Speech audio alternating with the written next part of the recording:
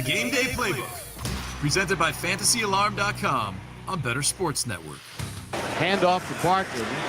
Runs out of an arm tackle. Inside the 20. Barkley cuts left to the 15. He's to the 10. He's to the 5. Touchdown, Giants! Saquon Barkley on a 36-yard run. Robinson finds a hole around the left side. Watch out! Brian Robinson to the house. This time, Hurts gives it off, and he runs with the football and keeps it and takes it across the 5 and rolls down to the 2. Is he in? Yes! He is. Touchdown, Jalen Hurts. That's magic. A great fake to Sanders. Getting you ready for NFL action with information, advice, and entertainment. The Gameday Playbook, presented by FantasyAlarm.com on Bettor Sports Network. What is going on, everybody? John Impemba here with Andrew Cooper. Welcome into the Gameday Playbook presented by Fantasy Alarm. Coop, it is week 5 of the NFL season. We have yet another London game going on this morning, kicking off at 9:30. We have the New York Giants going up against the Green Bay Packers. So some more morning madness for us here during week 5 of the NFL season. Of course, we have plenty of injury news to discuss today, some start-sit questions that Coop and I are going to be answering for you guys. We know some of you out there are 1-3, you're 0-4, you're looking for a win this week. You got to keep your seasons alive. Get in the chat. Go to your iTunes store, go to your Google Play store, download the Bettor Sports Network app, join the show, subscribe, get your questions into Coop and I. Let us help you get that victory this week. Coop, how we doing? Doing phenomenal, guys. And we already got people in the chat. Stone Cold says, morning, let's go. Let's go, baby. We got getting the game. Tommy, morning, guys. Football all day. This is how it's going to work here, guys. We got a lot of questions to get through, a lot of games to get through. So we're going to hit each game. We see your questions in the chat. What we're going to do is we're going to add them to the first applicable game. So say you come out and say, hey, I got to start Jeff Wilson or I got to start Tyler Algier. Whatever game's first on the show sheet, whether it's the 49ers game or it's the Falcons game, we're going to put it right in there. When we get to that game, we're going to hit on that question. All right, so get those in there. Hang tight with us. We're going to hit your questions. If you want to skip the line and get your question answered right now, there's 2 ways to do it. 1, you got a player in the game at 9:30. We're going to answer those right away. That game's coming up. 2, call in on the Bettor Sports app. We'll put you on. You could be on video. You could be on just a call. You can ask your question right away. We'll answer it right away. All right, let's get going. Yeah, we have a lot to get to today. And Coop, let's kick it off, I think, with some of the injury news that we've talked about for the early game here. And I think the biggest one so far is the fact that Brian Robinson is active for not Brian Robinson, rather. The Kadarius Toney is out, rather, for the Giants here. That wide receiver group continues to be hampered for the Giants here. Early morning game. What are your thoughts on this Giants wide receiver situation as they face Green Bay this morning? What an absolute mess. I mean, the one guy who is kind of a bright spot, Sterling Shepard, tragically already out for the entire season. Kenny Galladay, Kadarius Toney didn't even fly. They're still in America, right? Richie James rolled his ankle. So we're talking the healthiest guy who plays the most snaps is David Sills, right? You can't trust that guy. Darius Slayton, who is kind of relegated to special teams, back to being a full-time guy. So those are probably your 3 wide receivers, unless Wan'Dale Robinson. Do we know the news on him? I've been kind of tracking a little bit, and it hasn't been definitive as far as I've seen. I think so. He's been ruled out already now too. Yeah. Perfect. So those are your guys. I mean, if you want to take a random, that's the beautiful thing about this showdown slate, though, because usually it's like you know who the chalk is, who isn't. In this one, a lot of random stabs, kind of fun. Yeah, they're right, especially when you're playing that showdown slate, and we have the showdown playbook over on Fantasy Alarm right now. Dan Malin wrote that up for this morning, so go to FantasyAlarm.com and check that out on the site, breaking down your showdown action. We're looking at this game here, Coop, and what are your thoughts on the Giants' ability to even compete here? Green Bay is an 8-point favorite. It's a 41.5 game total. Do you think that after what we've seen out of Green Bay lately, their offense really hasn't looked too great at times? They've been using the dual running backs. We've finally seen Allen Lazard step up. We've seen Romeo Doubs solidify himself. Is there a way that you think maybe the Giants can even cover this spread here? There's only one way. There's only 2 words, John. Saquon Barkley. He has been an absolute animal, back to his old self. Daniel Jones is going to play, but he's got a banged up ankle here. So no more vulturing touchdowns for Daniel Jones either. So Saquon Barkley is the one guy from this team that I'm definitely starting wherever I have him. Obviously, at this point, that's the case. Yeah, we saw the Patriots have some success running the ball against Green Bay last week. Right. So certainly a possibility that you see Saquon Barkley come through big here today. So again, if you guys have questions pertaining to this Giants Green Bay Packers game, get it to us. Get them in the chat, get them in the YouTube, tweet at us, however you want. Coop and I are here, help you guys get your lineup set for this 9:30 game. And we have a question in the chat already. Which tight end do you like in this 9:30 game? Obviously, we know the Giants have a couple of options you've been touting. Maybe a sleeper tight end on the Giants lately. And then, of course, we have Robert Tonyan on the Green Bay Packers. Yeah, I'll tell you, everybody and their uncle is going to be starting Robert Tonyan, right? So I'm pivoting off that. And, your first thought is probably going to be Daniel Bellinger. But here's the rub on that. He only ran 10 routes last week. Tanner Hudson is the guy who's lining up in the slot at wide receiver. He ran 17 routes. On the season, he's lined up at wide receiver for more snaps, run more routes. He hasn't gotten the targets just yet. But if I'm picking one of these guys, I'm going with the guy that has the better usage. And he's going to be, not only is it better usage, but you look at something like DraftKings and Daniel Bellinger's $3,600. Tanner Hudson's only $1,200. So you can do a lot of creative things if you use Hudson instead. He's literally the cheapest player that's not $300. And the dudes that are $300 usually don't even play.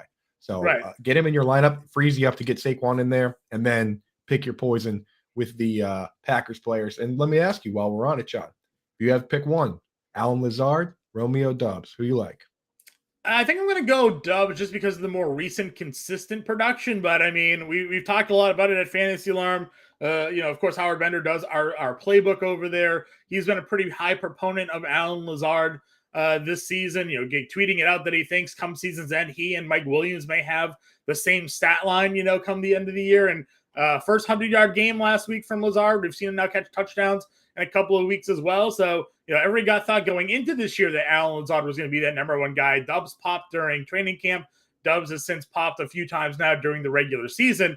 So I'm going to go with Dobbs here. I think he just may be the more explosive player on that offense right now.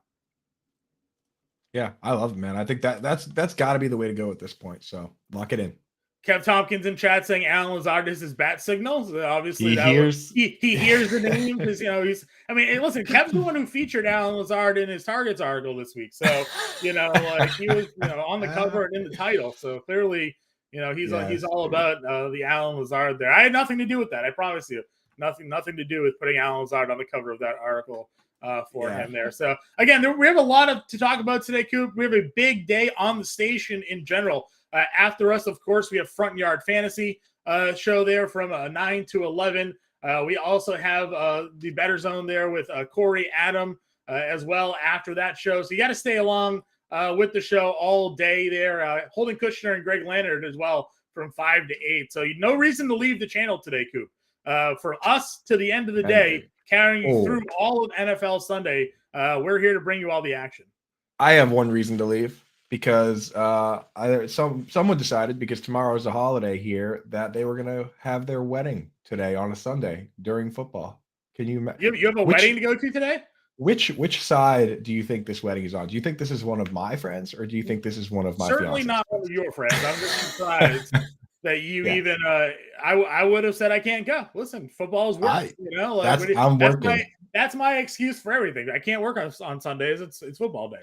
Trust me, John. It's at Granite Links. Granite Links. I know Granite Links. I know where to find the TVs there. I am going to mysteriously disappear because I will be working for a good chunk of the day. So trust me. Bring your driver. They got a great driving range. They can hit off the grass tees. There's really nothing better than hitting off the grass tees and driving. No mats.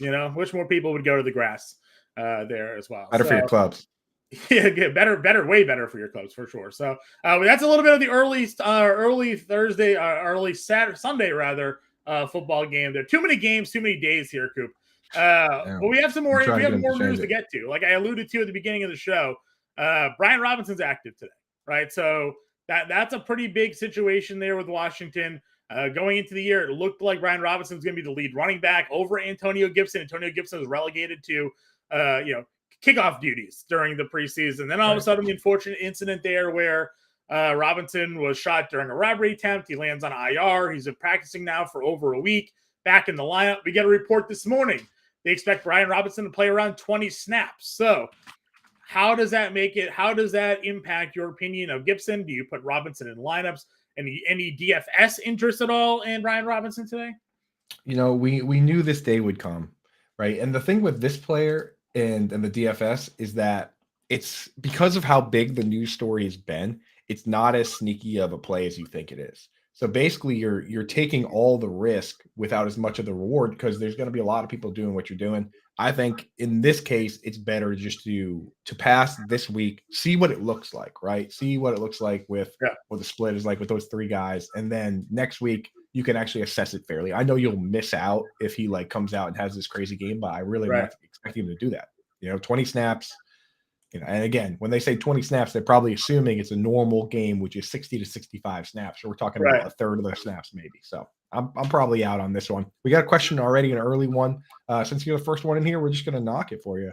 Foxborough News asks, Raheem Mostert, Hunter Renfrow, 14-man full PPR. Hunter Renfrow has been out recently with a concussion, but he is expected to play. And then, of course, Raheem Mostert has been the hotter hand in a hot hand backfield with the Miami Dolphins. So right now he's the guy, but you never know who could be the guy at any moment. A couple of weeks ago, Chase Edmonds scored both the touchdowns. So Johnny, where are you going on this one? Full PPR. Yeah, full PPR, given the fact that it is a matchup against the Chiefs and Carr's actually had a lot of success throwing against the Chiefs here.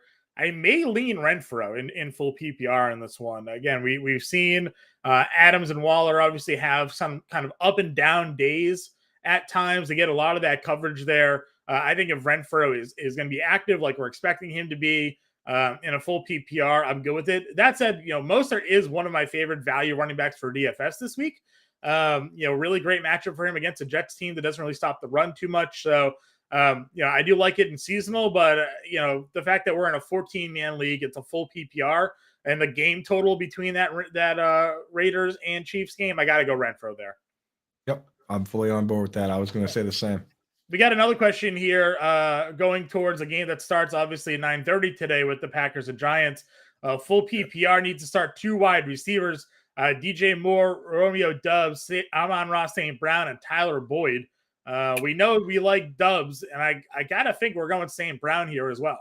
Got to. Can't go away from St. Brown, man. I don't honestly, I'll tell you this right now. I was wrong, man. I didn't think that he was going to be as involved, but he's been lighting it up when he's healthy, going back to last year. Can't go away from that player right now.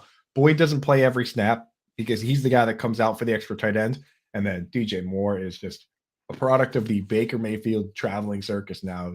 Making his second stop in Carolina, probably not going to be there too long. So can't really trust that guy. For sure. We got a lot of these early questions coming in, so I'm just going to hit them so we don't miss them there. Yeah, let's knock them out. Dylan, Khalil Herbert, or J.K. Dobbins? Can't start Herbert with Montgomery playing, unfortunately. So, I mean, Dobbins looked amazing last week. I'm going to start J.K. Dobbins of these two guys, unless the Patriots, the one shining thing for the Patriots has been the run defense hasn't been too bad. Christian Barmore's good. Their defense in general actually hasn't been too bad, honestly. Pretty good. Yeah. So, I kind of, when I was making some DFS lineups earlier today, I had a Patriots defense in there, and I'm like, no one's going to play them because the Lions have the number one offense in football, but they've been sneaky good there. And then we have one more, Coop.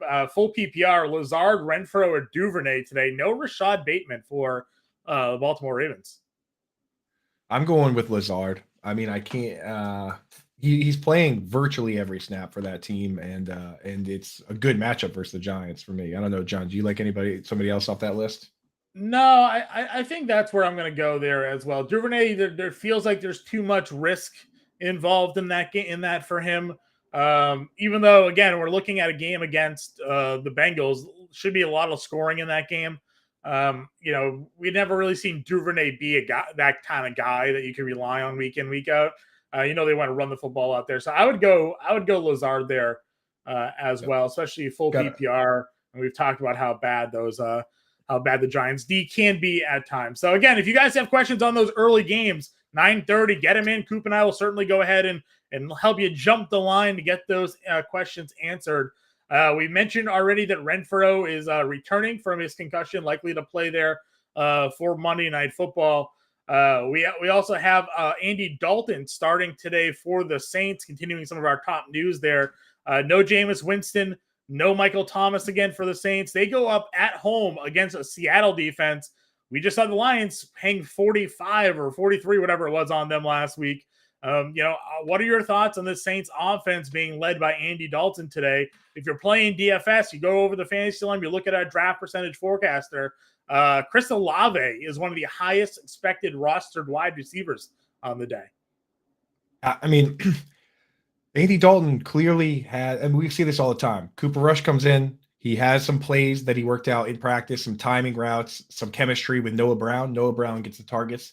Andy Dalton comes in, and we see that he's got some guys that he likely worked with in practice. Marquise Callaway, Adam Troutman. But, as we see oftentimes with these backups, they get chemistry with the starters and then the shift. Cooper Rush starts throwing at CeeDee Lamb. I think we start seeing that shift. You can't start Troutman anywhere because he only played 10 snaps. I think Olave is going to be involved. He was already involved. I think we do see a little more Jarvis Landry and a little more Juwan Johnson. So those are the guys I would consider out of that group. Can't go for Callaway. Can't go for Troutman for me personally. Yeah, you got to go, obviously, the top guys there. Again, this is just an offense where Andy Dalton on DraftKings especially, only $5,200 as your starting quarterback today. Olave's under $6K. Kamara's only $6,600 over on DraftKings today. Juwan Johnson, I know a favorite tight end of yours off and on, it seems like. He's like $3,000 on DraftKings. So you have a pretty inexpensive Saints stack today in a matchup against a Seattle team. That game opened at 43. At last checked, it was up to 45.5 for a game total. So people are starting to bet up this matchup between Seattle and New Orleans today. It could be a sneaky game or maybe not so sneaky given the rostership expectations there when it comes to DFS this week. Yeah, it's tough to play that game for me as of late. It's only the ones that are like the sneaky plays that everyone's doing that I'm caring about ownership, like the Brian Robinson. That's not a secret, right? But like when it comes to most other guys, I'm just leaning into the plays that I believe are the best, because sometimes you have to have the chalk. We do a little good chalk, bad chalk sometimes. Sometimes there's just a play like Jamal Williams the other week. When the prices came out before Swift was ruled out, had to happen, right? Just a reminder to everybody out there in the YouTube and throwing questions on the app that we're going to hit all these questions. A lot of them we're going to, I'm going to be in the YouTube chat, maybe answering a couple in there. A lot of them, if we have a really interesting one, we're going to take it and we're going to put it with that game for the day. So I've already got a couple. For instance, the question on Cade Otton, we're going to hit that shortly when we get to the Buccaneers game. That's a really good question. So there's a few of them that, stay tuned with us. We're going to get to those when we get to those games. So we're definitely going to hit on all your questions here. Keep them coming in the chat. We're going to knock them out. Adam says, does Zeke score today? I'll hit that right now. Yes, I think he does. I think with Tony Pollard being a little banged up, Zeke was already the goal line guy. I think that team is highly capable of getting the ball down to the red area. Zeke is definitely a over 50% touchdown scorer for me. Yeah, we are getting official inactives for the Giants today, as we talked about earlier. Just to recap, Wan'Dale Robinson and Kadarius Toney, Kenny Golladay all out still. So those are their top three receivers, basically, all ruled out for today already. Getting the game in our chat wants to know for a sleeper DFS QB, Dalton, Goff, or Kenny Pickett. Pickett going up against Buffalo, Goff against New England, and Dalton against Seattle. I think you got to go Dalton there. Yeah, I like Dalton. I know, honestly, Goff isn't too bad. Goff has been great, even with the terrible pass catchers last week, dropped 45 points. Yeah, you're starting Kenny Pickett against one of the best defenses in what I've seen is going to be a fairly windy game, somewhere in the 15 to 20 mile an hour per range. Last I saw us at 17. We're going to get an update today at some point. We'll make sure to give that to you, but just be real careful with that one with Kenny Pickett.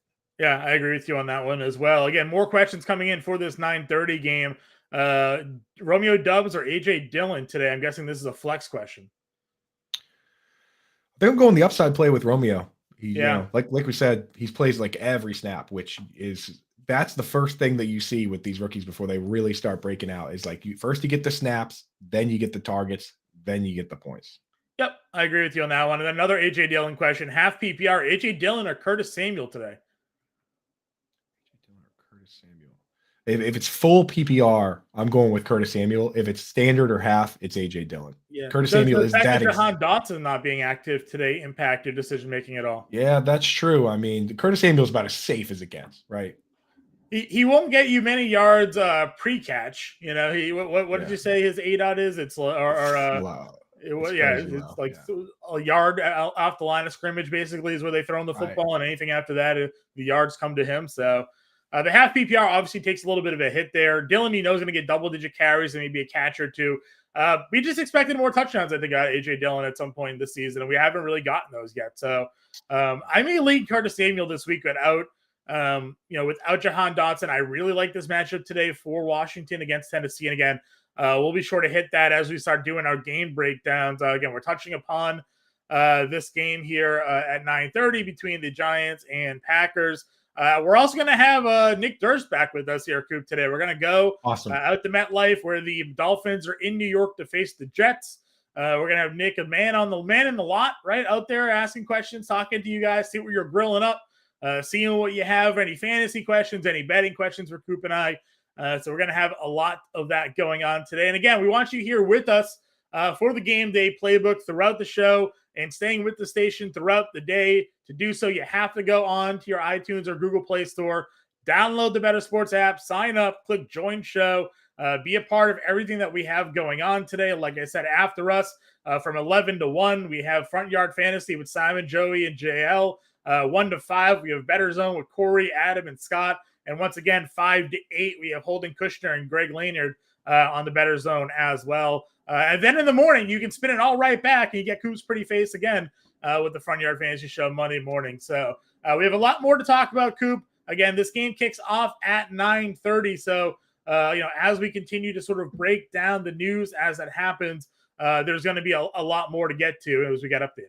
Yeah. So ask those questions now. If you have a question with a guy that's in this game or on one of those teams, we'll answer it right away because we're up against the clock. Right now, Tanner Nelson asked, Amari Cooper, should I trade any of these wide receivers? Amari Cooper, Michael Thomas, Brandon Cooks, or CeeDee Lamb? If you need wide receiver help and your team is kind of in the hole, I would trade Michael Thomas now for whatever you can. This is a guy where, he gets banged up and then he turns into a different guy or doesn't even come back, as we've seen. I don't trust. If you can get a player you can use in the immediate future from Michael Thomas, that's the guy that I would move of that group. Yeah, I agree. He's probably got the lowest value of any of them. So there's definitely a chance you could sell low a little bit, but we just don't know when he's going to come back, and that's the problem, right? Like a lot of times we say, like with players like that, you want to sell them when they pop. Well, He may have already popped. Weeks 1 and 2, he found the end zone. Now he's been hurt for 2 weeks. Got to miss another one, and when he comes back, where's his value at now? You need him to come back and be productive, or else the trade value is so low.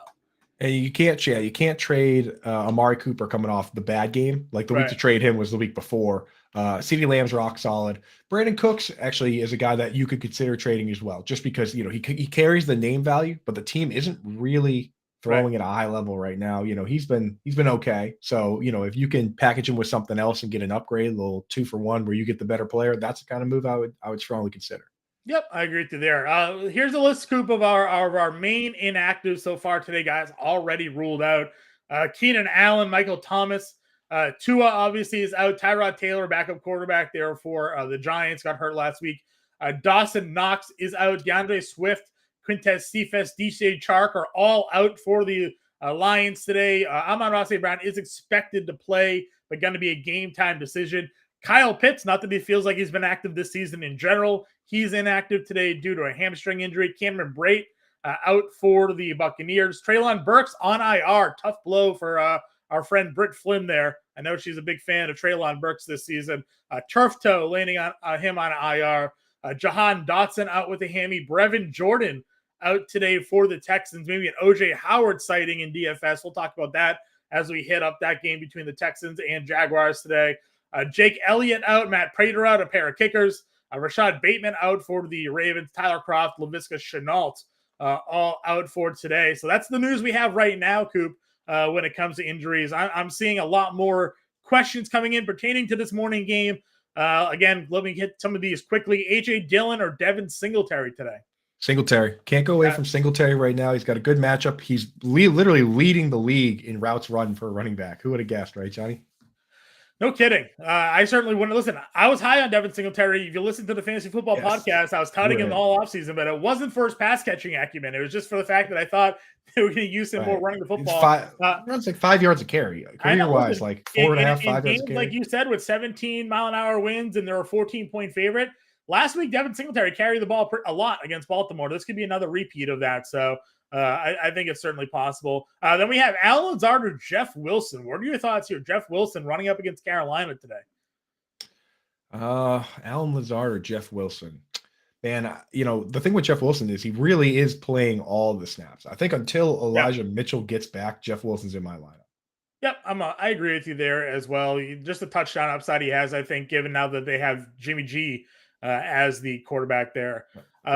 Would you risk Amon-Ra St. Brown again? He's expected to play today, or do you take the sure thing starting Romeo Doubs now?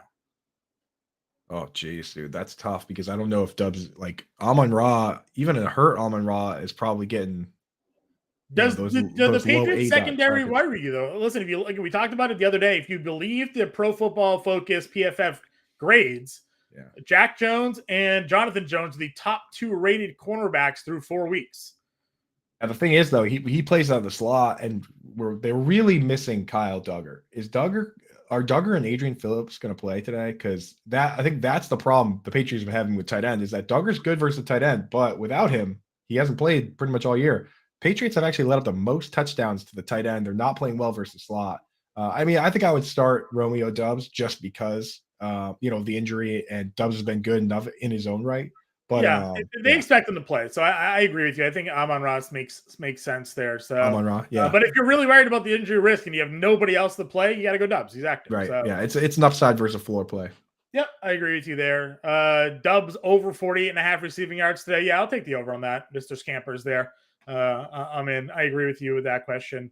And then another question here. Victor Sosa wants to know Dylan Boyd or Gabe Davis and a flex. Ooh, baby. I think I PPR, would. PPR, by the way. PPR flex. PPR flex. So I'm not going to go Boyd. It's either Dylan or Gabe Davis for me. If it wasn't so windy, I would say Gabe Davis. I might still say Gabe Davis. That's a guy who played every snap last week. Even though he hasn't really produced, that guy's a threat to score at any given time. He's basically the new Adam Thielen. That's what I'm looking at. That's the way he feels to me, where he plays every snap. He's a high A-dot guy. He's, probably not going to knock your socks off with 150 yards unless he gets loose on one, but he's a at least 50-50 to score any given week. So I think I would go Gabe Davis there. What do you think, John? Yeah, I think he just gives you your highest upside. Dylan has probably the safest floor of that group. Davis, again, flex PPR.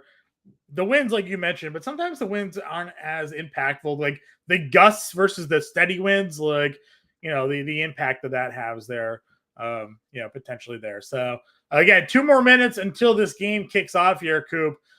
We've had obviously the inactives in there. We've talked about the Packers being an 8-point favorite with a 41.5 game total. The Giants are missing their top 3 receivers. We're believing this is basically a Barkley day for the Giants, or Green Bay here is just gonna roll. So we'll see if any more questions come in before we go. Remember, we're gonna have Nick Durst coming on with us here to go man in the lot for this Jets Dolphins game here, Coop. So when we get back, we're going to be joined by Nick. Again, if you want to be part of the show, you want to call in, you want to get our questions in, you got to download the app. You got to go to your iTunes store, your Google Play store. You got to download, subscribe, get going on in here with us, and come on the show with Coop and I. Yep, and just a reminder to guys, we're hitting the relevant questions for this early game right now. We see all the questions in the chat. I'm adding them to the show sheet for the relevant games. So we're going to hit all those, like, bee growing stuff. I see your question. Victor Souza, Kembo, ABCDEFG. We see you. So we see those questions. I got them locked and loaded. We're going through the game slate, and we're going to hit all those questions. So hang tight with us. We're going to knock them out. Just want to make sure anybody that's got these,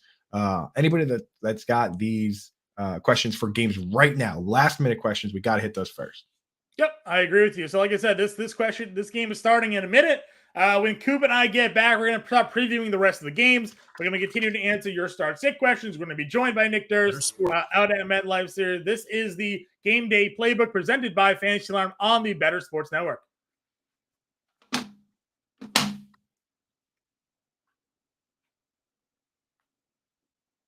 We're still here. The Playbook with Fensty and Ronis, presented by FantasyAlarm.com. The only person, I've said this to you before, who I believe back then, of all those power hitters who truly was clean, Ken Griffey Jr. I mean, I think so when he got hurt. Body didn't change. We'll never know that for sure either. No, dude. We've seen guys who were not big take substances. That's true. To get busted. So it's not about that always. I hear you. It's just, don't you think with the way his career kind of went, you would think that he didn't take anything?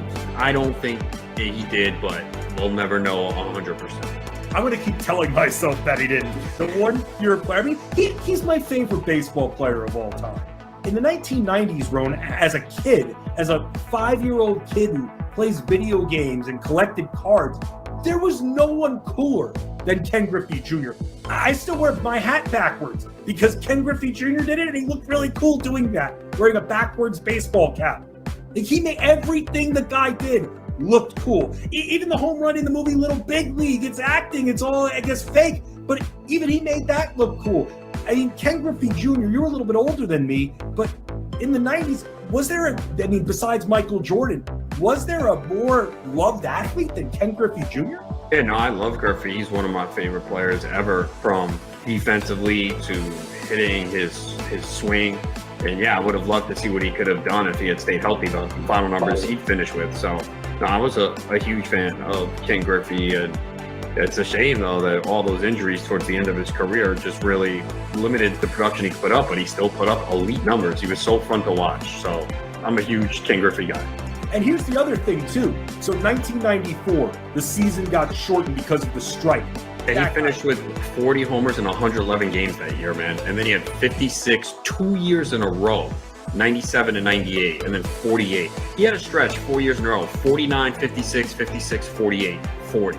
I mean, unbelievable. And then, yeah, once he hit like 31, he started to miss games, 111, 70, 53, 83. So think about that, all those years that he lost, and he still hit 630 home runs, man. Yeah. So if he was clean, he would have been the all-time home run champion. Again, we're all guessing here, but you would think, all right, well, once he got into age 31, 32, that's when the body started breaking out, which is typical, right, for someone who's not using anything, whereas we saw Barry Bonds just get better with age, and we did not see that with Griffey. So look at 2001, where he's 31, he played on, look at the home runs decline, 8, 13, 20, 35, 27, 30, 18, 15 to his age 38 season. Even age 39 in 170 games, he had 19 home runs. So he probably would have definitely been the all-time home run leader had he been able to stay healthy. Bettor Sports Network. It's sports talk done better.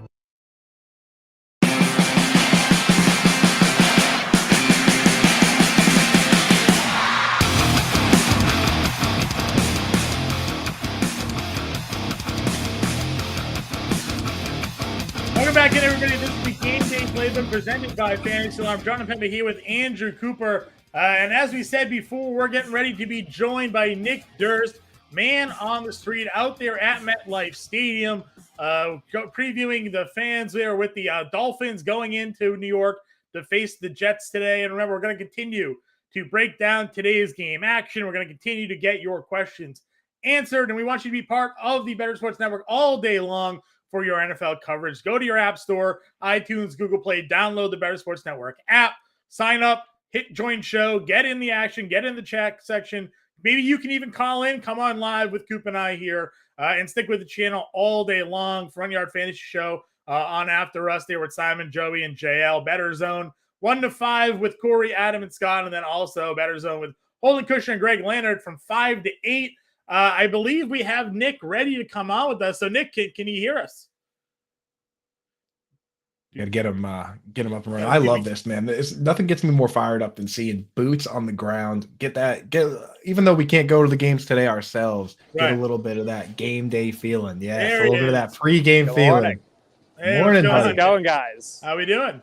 Awesome, dude. Awesome. So right now, if I wasn't freezing right now, I would think I'm in Miami because there's so many Dolphins fans here, and they are piling in, which is pretty awesome. So we'll try to get to some of them throughout the day. But first, we'll make a little history here on the Bettor Sports Network. For the first time ever, we're going to show a live stream of an NFL football game. There it is. We got the London game going on. Let's go. Of course, the Giants and the Packers. There's actually a bunch of dogs here. So we're in the dog pound, even though we're not. The Bengals fans are gone, but we also got here's a Dolphins fan, big Jason Taylor guy. Legend. And there's a lot of excitement here after last week. Look at this gentleman's shirt. Show it off there. It says Zach Wilson is good, and I totally agree. He had a really great game last week to lead his team to victory. But I do have some fans here who were like asking me about Bettor Sports Network, and they said, I got some fantasy questions. So here we are, a nice father and son. So before we get to the fantasy question first, we'll speak to this kid here and say, what do you liking about being on a tailgate today? Perfect weather for a tailgate. Yeah. Perfect blue sky, perfect temperature. Usually it's like hot or like raining or whatever. Yeah. Yeah, it's perfect weather. Good weather. All right. Love that, dude. And Let's over go. here, we have his father. So what are you drinking right now? It's too early for White Claw, so we're going with Coke. I like There you it. go, dude. Coca-Cola at 9:35 in the morning. And what are you planning to eat today? Definitely burgers. Pretty Burgers. simple guy. All Not right. really into the slider thing. Couple Fair enough. burgers. Fair enough. All right. So we have a fantasy question here for you guys. So I'll let him ask it, and then you guys can answer, and I'll relay the response to them. Yeah. What's your question? All right, so now that Zach Wilson is back for the Jets, should I start Garrett Wilson in fantasy? So the question was, now that Zach Wilson is back for the Jets, should he start Garrett Wilson in fantasy? Yeah, So- I think so. I mean, we saw Corey Davis obviously last week be the leading receiver there. We know Elijah Moore is running a lot of snaps, but I think eventually Garrett Wilson's going to prove to be the top receiver on that team. What do you think, Coop? Yeah, I mean, with Wilson coming back, with Zach Wilson coming back, Garrett Wilson played more snaps than he has all year, more than Corey Davis for the first time. He ran 38 of 44 routes, only 2 less routes than Elijah Moore. He's pretty locked in for me right now. The upside's too good. All right. So they're saying the upside's really good. You got to go with him, lock him in. Could be a really big season. So happy we can answer your question there. So as we continue to walk around, thank you, gentlemen. I mean, this is just like a massive camper bus. Yeah, those look like professional tailgaters right there. They know what they're doing. The Jets fans, I mean, I was on with you previously with the Giants. The Jets fans, they're out here early, and they pack this place. There's buses They have a all over lot the more to be place. excited about, honestly, with their team, with the rebuild that they've had with Robert Saleh. They got Zach Wilson, Breece Hall, more. Like, that team is really coming together. Dwayne Brown back for them today, Coop. That could be a big addition to that offensive line. Yeah, and they're definitely very excited here. We got fans all over the place here. We're on Bettor Sports Network, guys. What's going on? Any fantasy questions or betting questions about? Fins for the win. Fins for the win. Teddy Bridgewater's going to throw for over 300. He's throwing 150 to Tyreek Hill. And Raheem Moser over rushing yards. Lock it in. He's I like that one. over 70. All right, what do you think, guys? Accurate stuff there. I like the Mostert overcall. That's a good one. How do you feel about the head coach of the Dolphins? He's very good. He's offensive minded. We don't need Flores. He's a scrub. Flores is a scrub. We got rid of him. It's a lock today. We're going to win at least plus 14. Dolphins by 14. Dolphins by 14. We got a Jets fan. Teddy Bridgewater over 0.5 interceptions. Lock it in. Over 0.5 interceptions. Any questions for fantasy or experts or sports? Don't start Tyreek Hill or Jalen Waddle because Sauce is just going to absolutely. All right, so don't start Tyreek Hill or Jalen Waddle. You're going to lock them down. What's the lock today? What's the lock? The fans are pumped up. We'll keep going here. Let's see that hat. Let's see your hat. Put that hat on. Ready? A true mark of a Jets fan is a bucket hat. Bucket hat, dude. Yeah. The fucking day. Sorry, I don't know if you're allowed to curse. My bad. You are. Go ahead. Breece Hall over 17.5 receiving yards. Bettor We're Sports throwing him the Network. ball. Look for maybe 2.5 catches. I think that's the line there, but over 17.5 receiving yards. All right, so obviously they are pumped up. And now we got some really big football fans here who are just the chilling Jets in the fans are back definitely of a more truck. engaging than What the do you- Giants fans. how excited are you for this game today? What are you most looking forward to? This is the best part right now. Doesn't get better than the tailgate, apparently. Do you agree? We're Chiefs fan, but we're here for the friends. Here for the friends, here for the food. It's a good time right now, good vibes. There's, of course, cornhole. We got this big Zach Wilson fan here. I'm not a big Jets fan, but I will support the Jets for today. All right. Big fan, fins up. We know Zach Wilson's girlfriend. This fan here is it a Mark Sanchez jersey, and she just told me fins up, so she has no clue what she's doing. Huge fan. Go Cowboys! So, so you know, she says she knows Zach Wilson's girlfriend, so she's wearing a Zach Wilson shirt to support Zach. How do you know her? How do you know her and Zach? She's from our town. Oh. Potentially, they know Zach Wilson's mom as well. So we will continue here walking around. This guy's got a football here. It's not quite noon yet, but he is drinking a high noon. He's ready to go. There we go. So that's more 2 touchdowns today. That's my lock. Any questions about your fantasy lineup or anything? No, I got no questions. All right, let's ask it again. Amon-Ra St. Brown, ready to roll or no?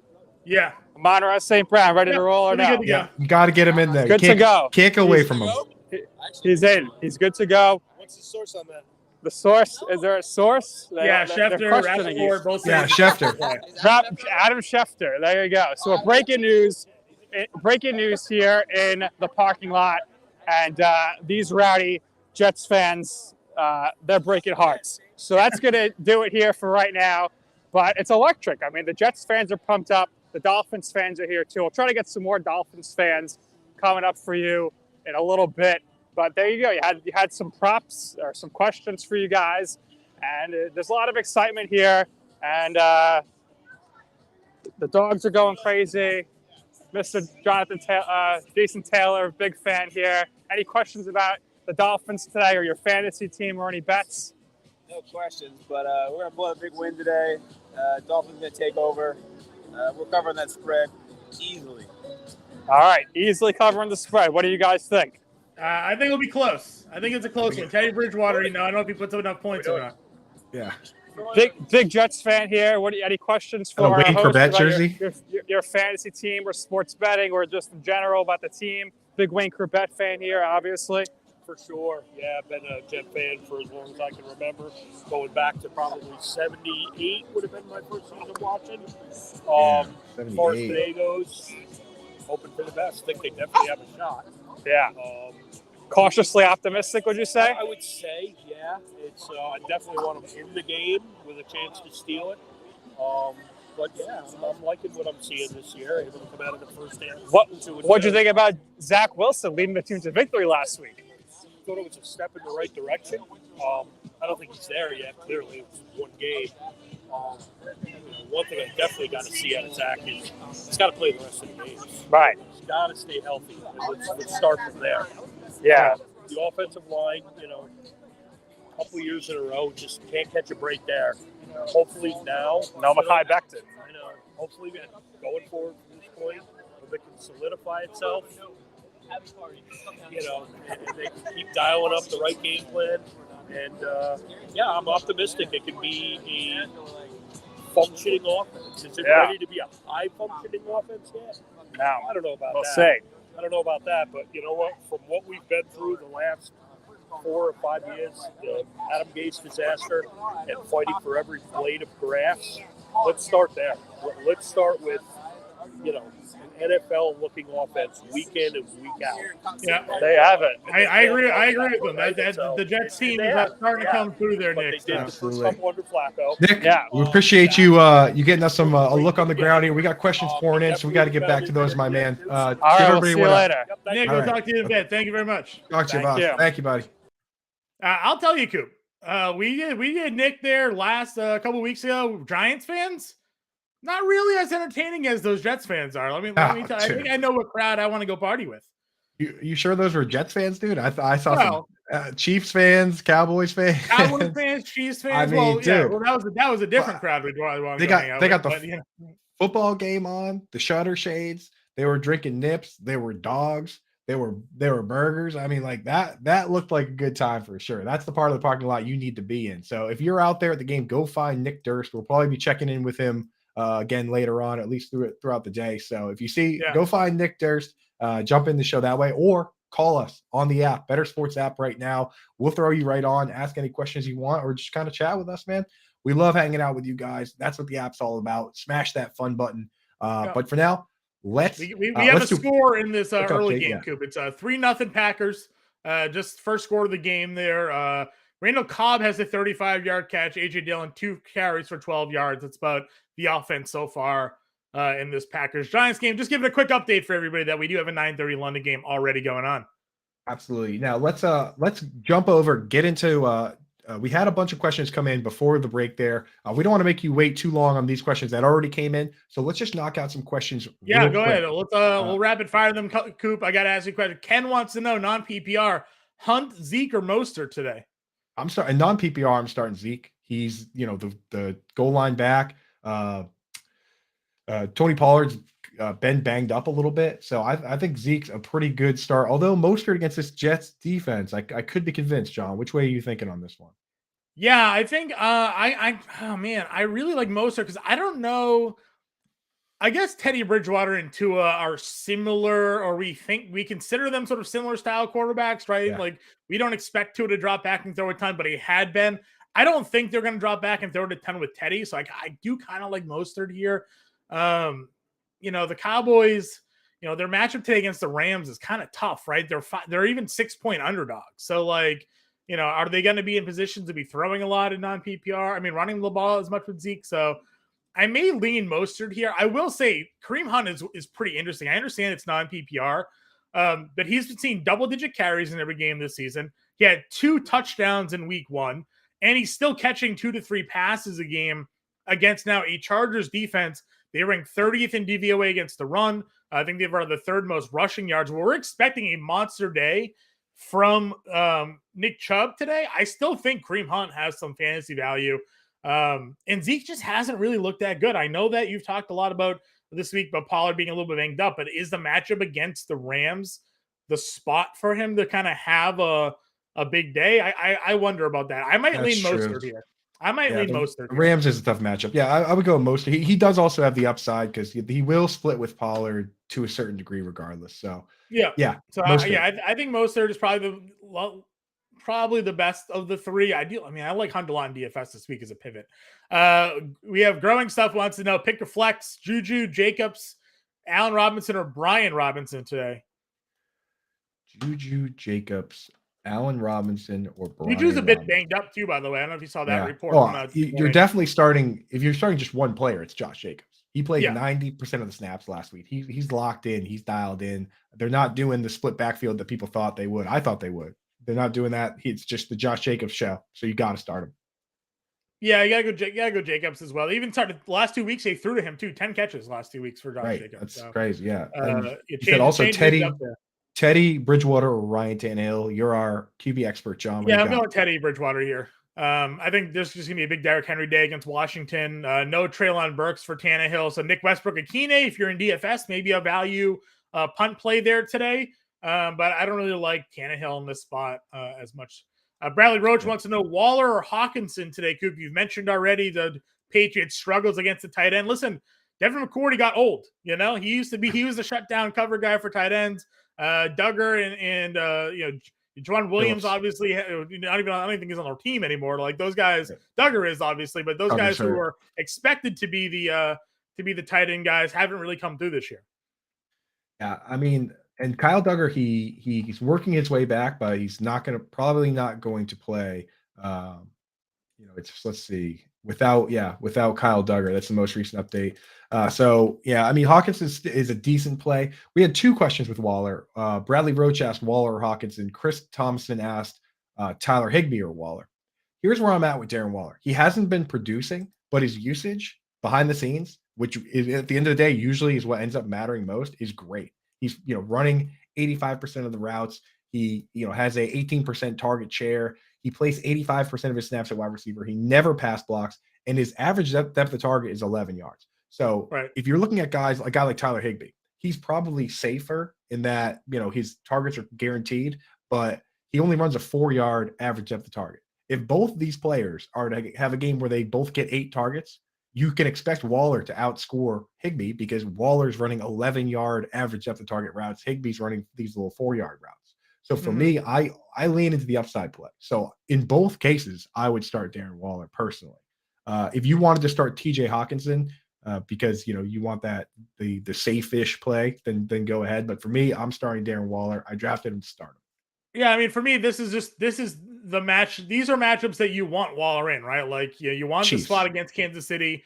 We just saw Kansas City hang, 40 points on Tampa Bay's defense. It forced Tom Brady to do nothing but throw that entire game. He went out there, 380 yards, 3 scores. Like, Derek Carr is going to have to throw in this game because of the game flow we're expecting between this match between him and the Chiefs. So you want Waller out there. So yeah, I'm going to go Waller in both of those spots here. And then we have another question here. Gabe Davis, Tyler Lockett, or Jeff Wilson? The thing is, I like starting the running back because, Jeff Wilson, I do, but I mean, how do you go away from Tyler Lockett right now? You know what I mean? He's so good. Tyler Lockett today on DraftKings, $5,600. How do you not every play lineup? Every lineup. 11 targets, 9 targets. Like Tyler Lockett, you have to get him in your lineup right now. Yeah, and if you think Marshawn Lattimore today is going to be on DK Metcalf, which had been the matchups in previous seasons when they were up against one another, like Lockett's going to have the easier coverage today. He's been a go-to guy for Geno Smith. Like, I'm locking in Tyler Lockett. No pun intended there, I guess.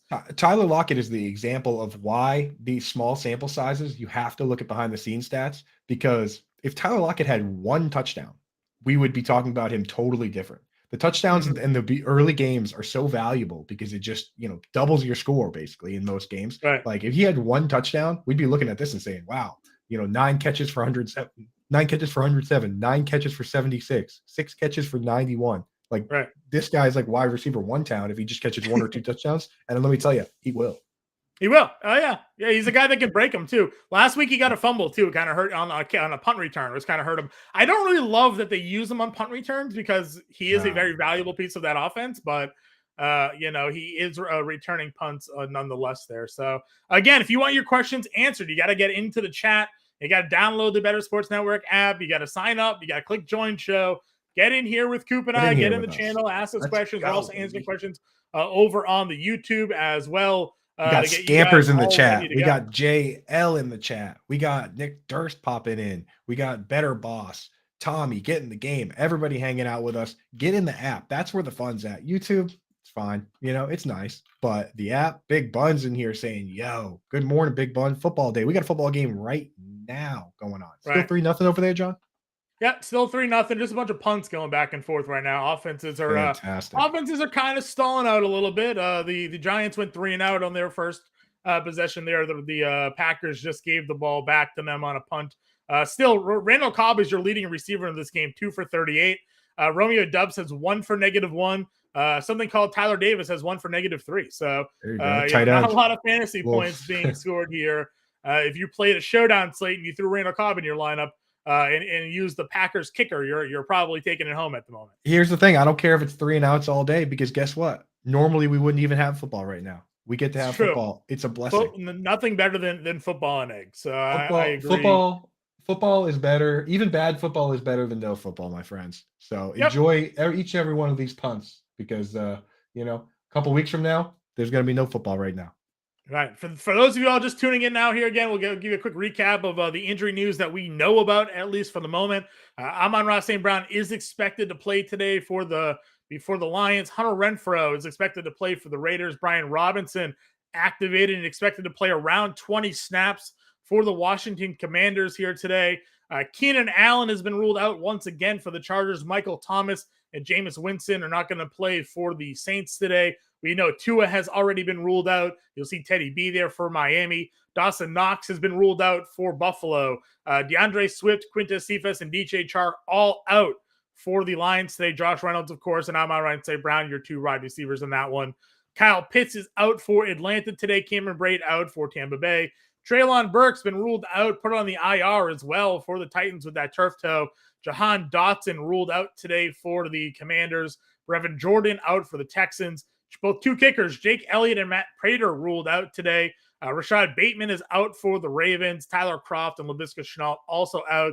Again, the show after us, right? Front Yard Fantasy Crew, they'll have the complete inactives for everybody. So you got to stay with the station all day today. Keep you up to date and in-game as well with the Better Zone guys there. Corey Adam and Simon, or you have Simon, Joey, and JL from 11 to 1. Corey Adam and Scott from 1 to 5 today. So no reason to leave the station here, Coop. Nah, I'm hanging out, man. I might even pop in, depending on how the wedding goes. Last week, I popped in for the around 6 o'clock for the show that they do there. It's Pilar, and it was a blast hanging out with those guys. Yeah. Like I enjoy it, so I'm gonna be popping in throughout the day. Let me say this: the best part about the Bettor Sports Network is you have the app, right? Yeah. So you can be at the wedding, you can be sitting down, the ceremony's going on. You got the app open on your phone. You're hitting that like button. You're in there chatting it up with everybody. So maybe you do a live on the scene wedding call-in, and let people know exactly. What's going on at Granite Links today.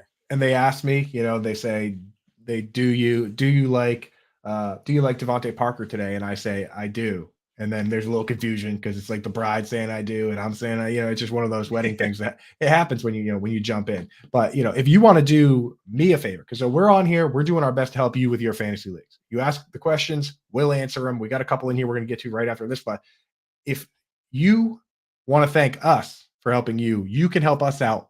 Go into the Bettor Sports app. Give the show, give the app 5 stars. It means the world to us.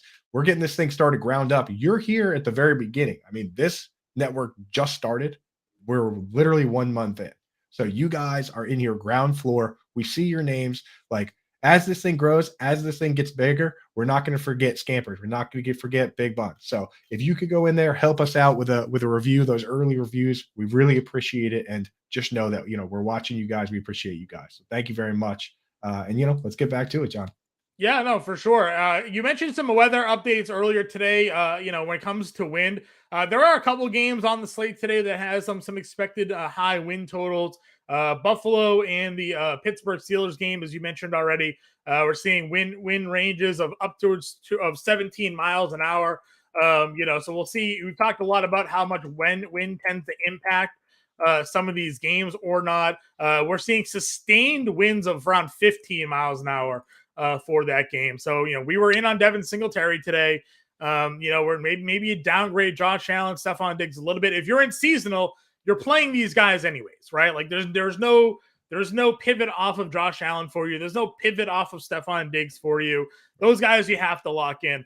But like for Gabriel Davis, Coop, with the weather impact of him today, is he a borderline start for you? Like most weeks we're all systems go, it feels like, but Gabe Davis, really hasn't brought the value that many people drafted him for outside of really that first week or so.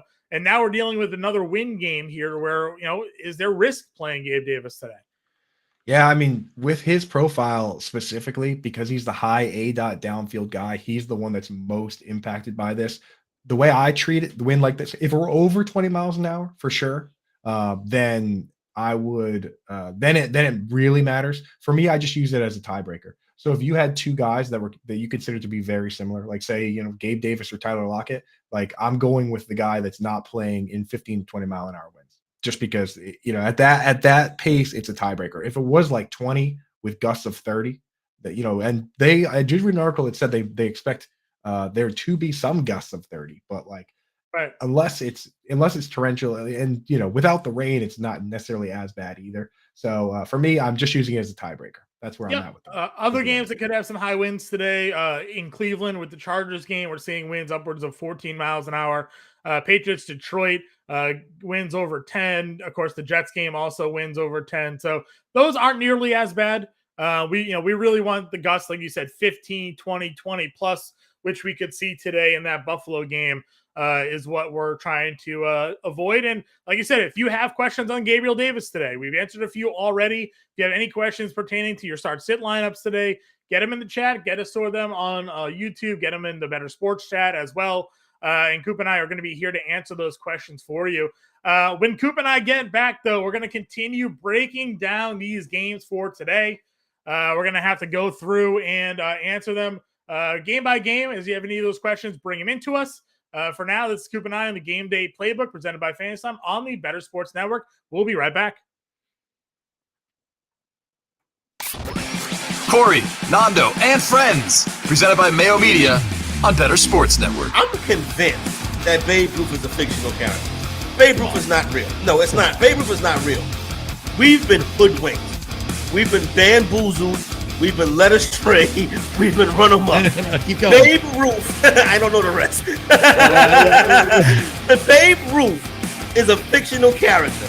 I'm dead serious. Babe Ruth is a fictional character. Y'all are never going to get me to believe that Babe Ruth is real. Babe Ruth is like a baseball Santa Claus.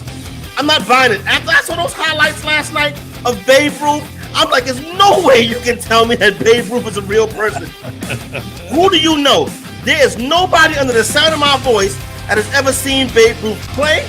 I asked my pop, you ever seen Babe Ruth play? He's like, no. Nobody's ever seen Babe Ruth play. I mean, come on. I'm telling you, Babe Ruth is a fictional character. Even Babe Ruth baseball cards, it looked like it's drawn. Like, Babe Ruth is not real. Y'all trying to pull a fast one.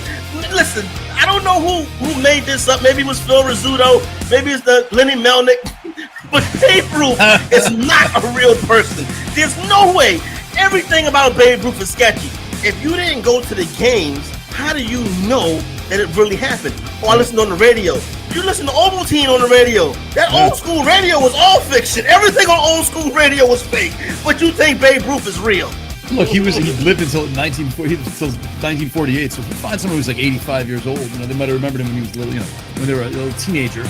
Babe Ruth was made up by baseball purists. I am certain.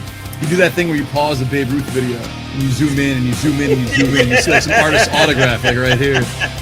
Yeah, you like digital art right here. Yeah. Somebody needs to investigate this and see if Babe Ruth is a real person. I'm pretty sure Babe Ruth is a fictional character created to make people think that like there was this great jolly old baseball player that drank beers and ate hot dogs and hit 60 home runs. Like the home run record before Babe Ruth was like 14. You know what I'm saying? Yeah. Like, and but now he figured it out. Like who figured out the dunk, right? Like he's just like, oh, that's like Dr. J or something, right? Then Dr. J, probably was before Dr. J, but Dr. J made the dunk famous. Babe Ruth made the home run famous, or maybe that was a way to get people to like, we're gonna make baseball America's pastime. But in order to do so, we need somebody who we can make the face of the sport. And they didn't have no face of the sport. So they're like, okay, let's make him a fictional guy that played for the Red Sox and was traded to the Yankees for like tickets to tickets to cats. You know what I'm saying? Like the Red Sox get a Yankees. You tried to say is there any footage of Babe Ruth in the Red Sox uniform? None. I'm telling you, Babe Ruth is a fictional character.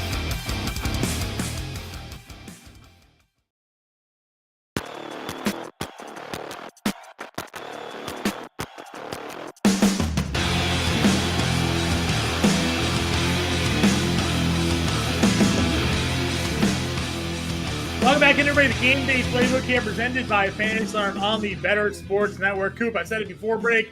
It's time to get into some of these game previews. We have a lot to talk about. As we hit these games, we're going to answer your questions as they become applicable to it all. Coop, first game on the docket here, Chargers, Cleveland Browns. Cleveland is getting 2.5 points, 47.5 game total here. We mentioned already Keenan Allen is out. Josh Palmer is questionable, but he did practice on Friday. For me, this was just a big game where I was all in on Nick Chubb right away.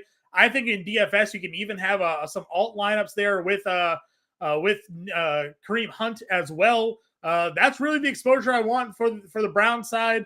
Chargers side of things, Mike Williams. I think Gerald Everett as well. He's in my contrarian corner DFS video, and then Austin Eckler coming off a 3-touchdown game last week. Coop, I think you're muted. Whoopsies there. We had a question in the chat. Marion Kidd said thoughts on Austin Eckler. Austin Eckler is always a guy you start every single week. Like, I don't know like you were drafting him in PPR formats because of who he is. He never has had 1,000-yard rushing. So he's still good in standard. You start him in every format, but in PPR, I mean, even before this past week, he was getting 10 targets. What more can you really ask for? No, Keenan Allen has really helped, I think, the Austin Eckler receiving game here. So I'm with you. You're never not starting Austin Eckler for sure. In DFS, I think he's going to go rather overlooked today. So again, if you played Austin Eckler last week and he was 3%, 4% rostered, he scores you 3 touchdowns. Like, that's what you need to win those GPP tournaments. So, we're not looking at Austin Eckler to be a highly rostered play today. He has that multi-touchdown upside. He has that 7-catch upside. Like, that's what you need in PPR formats that could put you over the top. So I like it. But again, Nick Chubb, I was very surprised. Again, I do the Contrarian Corner DFS video over at Fantasy Alarm. I thought for sure going into today that Nick Chubb was going to be one of the highest rostered running backs on the slate, but he's very expensive. And it seems like people don't want to spend up at running back today. They want to spend down in the mid-tier, Coop. So this is a smash spot. If our draft percentage forecaster is correct, which you can get over at Fantasy Alarm as part of the all-pro package that we have, Nick Chubb was a guy that was under 5% expected over on DraftKings today. So, that's what I'm about there if I'm building those lineups. Absolutely. And I mean, like, look at some of the other positions. There's a lot of wide receivers that are hurt, which opens up the door to cheaper wide receivers. All the high-end tight ends aren't even on the main slate. Like, Kelsey is playing against Waller on Monday night, so that game's out. Mark Andrews is playing tonight, so you don't really even have to worry about paying up at tight end. It's not even an option. So There's a lot of other places that are easier to spend down on. I'm down on spending up on running back. Yep, I agree with you. The reason that people aren't spending up on that game there, Coop, is because in Detroit, New England, and Better Boss in the chat there said which unit is horrible, the Lions defense or the Patriots offense. Well, the Lions are one of the worst run defenses in the NFL this year. I wrote about that as well. I do the Prize Picks Power Play video. I took Damian Harris over 60.5 rushing yards today in that matchup against the run this year. They were one of the worst teams in football. They're 31st in DVOA. They allow a league high 5.6 yards per carry. They allowed the most rushing touchdowns and the third most rushing yards. So Patriots passing offense, maybe a little questionable. Bailey Zappi, though they did activate Tyquan Thornton today, Coop. 2nd round pick from the Patriots activated today, could be active in this game. We know Bailey Zappi just in college, he did nothing but throw. But again, this running game, Ramondre Stevenson, Damian Harris, a lot of people are going there today in DFS. It's a great spot for them against Detroit. Yeah, absolutely. And what kind of stinks here is that the Patriots, because of the way that they play, you just described it with the good defense and the kind of ground and pound offense, they've been kind of a black hole for fantasy football, whereas the Lions are on the complete opposite end of the spectrum. Good offense, bad defense is amazing for fantasy football. We want to see these games where, the score is 48-45 like it was last week. So it is an interesting matchup. And I think that it's a total yin and yang matchup. 2 opposite teams hitting each other. It's not easy to predict this one. Here's what the weird thing is, Coop, is that this game total continues to move up. It's up to 45.5 now. So people are looking at this matchup between, to answer that question there, Matt, Better Boss in chat, I think that the Lions defense is so bad that people are still betting the over on this total because they don't think they're stopping anybody. And with Ramondre Stevenson and Damian Harris able to run the football the way they do, Ramondre Stevenson showing the ability to catch the football late as well. And I think some people, maybe more the public, and I know some of the team reporters are a bit more skeptical on it.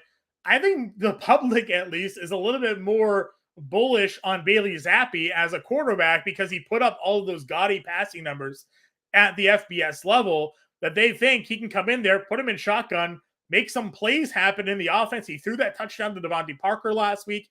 The Patriots put up some points on Green Bay.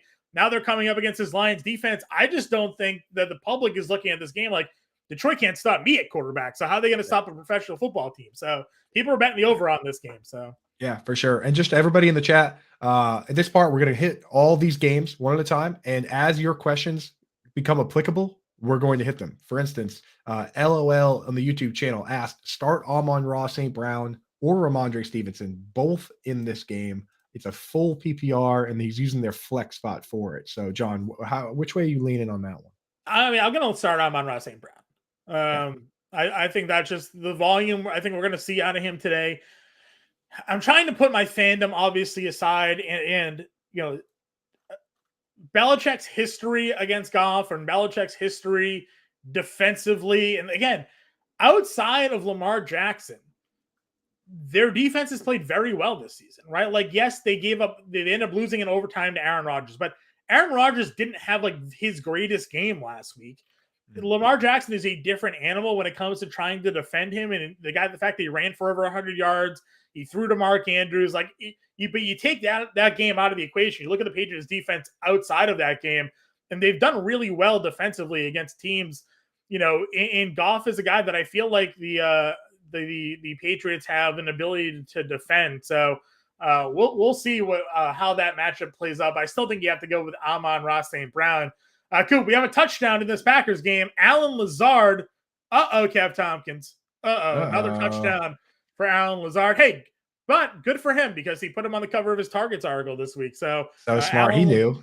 Allen Lazard out there scoring touchdowns this week again. Another touchdown. More offense. Finally starting to come through here. Aaron Rodgers, 6 for 60 and a score. Passing, 6 catches. 60 yards on touchdown. Passing the ball. Randall Cobb still 2 for 38 leading. Romeo Doubs now 2 for 21. Lazard, 1 catch on 1 target, but it is a 4-yard score there. Nothing going on for the Giants. They're just Barkley's got 4 for 13. Darius Slayton's got 1 catch for 26 yards. That's all they got going on there. So they are over midfield though now. We just had an 11-yard catch to Bellinger. So we'll see if the Giants can put some points on the board again. We're going to continue to follow along this London game between the Packers and the Giants here. Still in the first quarter, about a minute left to go in the first quarter of that game. Coop, any other thoughts here on this New England-Detroit game? Yeah, I mean, this is the last with Jonnu Smith out. This is Hunter Henry's worth a DFS stab. This is probably the last opportunity for him to prove that he's worth anything in fantasy football. So I'm interested to see what Hunter Henry does, but yeah, it's not looking good for him this year. He's just not involved really. So, but interested to see what happens there. This is the matchup for him. So. Next game here, Atlanta versus Tampa Bay. Tampa Bay up to a 10-point favorite now, a 46.5 game total on this one. We mentioned already the big news is Kyle Pitts being ruled out for Atlanta. Cordarrelle Patterson also out, placed on IR for them. Expecting likely Tyler Algier to be the lead back today. Caleb Huntley did get 20% of the snaps last week, even found the end zone for them, so maybe he works his way into that rotation. For Tampa Bay, it's not looking like Julio Jones or Russell Gage are going to be playing today. I saw a tweet earlier this morning that they actually called up a couple of players from their activated to their practice squad. So we'll see if there's an official activation news on those two guys. Obviously, you'll get the official inactives with the Front Yard Fantasy crew following Coop and I today at 11 o'clock. But assuming Brate, Jones, and Gage may be out for today, Mike Evans and Russell Gage and Chris Godwin are back for this team. People are worried. This is what my fantasy advice has been this week. People are worried about a 10-point spread here against Atlanta. They're worried that Atlanta's going to go up big and Tom Brady's not going to throw and they're going to go and use Leonard Fournette. People have been saying this about Tom Brady forever, especially since he got to Tampa Bay. He doesn't care what the spread is. He doesn't care what the game spread. Tom Brady is there to throw the football. And Tom Brady has done that successfully in Tampa Bay, running up scores. Tom Brady's over-under is 286 passing yards today in Vegas. Vegas thinks he's going to throw for almost 300 yards. He's probably going to throw for 2 or 3 scores here. $6,000 on DraftKings today, Coop. That's the lowest I think I've ever seen Tom Brady. He's home. He's a big favorite. He's got his 2 top weapons here. I think Tom Brady is going to throw all over this team.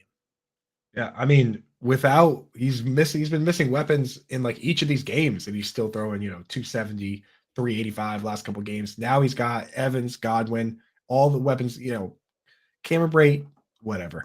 And speaking of that situation, Cade Otton, after Cameron Brate left with concussion, played a ton of snaps, ran a bunch of routes, 4 targets, 3 receptions. He is essentially the bare minimum price on most of the sites. So Cade Otton is a guy that I'm definitely throwing. I got him in the Raz Bowl, Coop. Yeah. Oh, I actually forgot that I was in the Raz Bowl. I do that sometimes. You know us, Coop. We get in so many leagues, we kind of forget.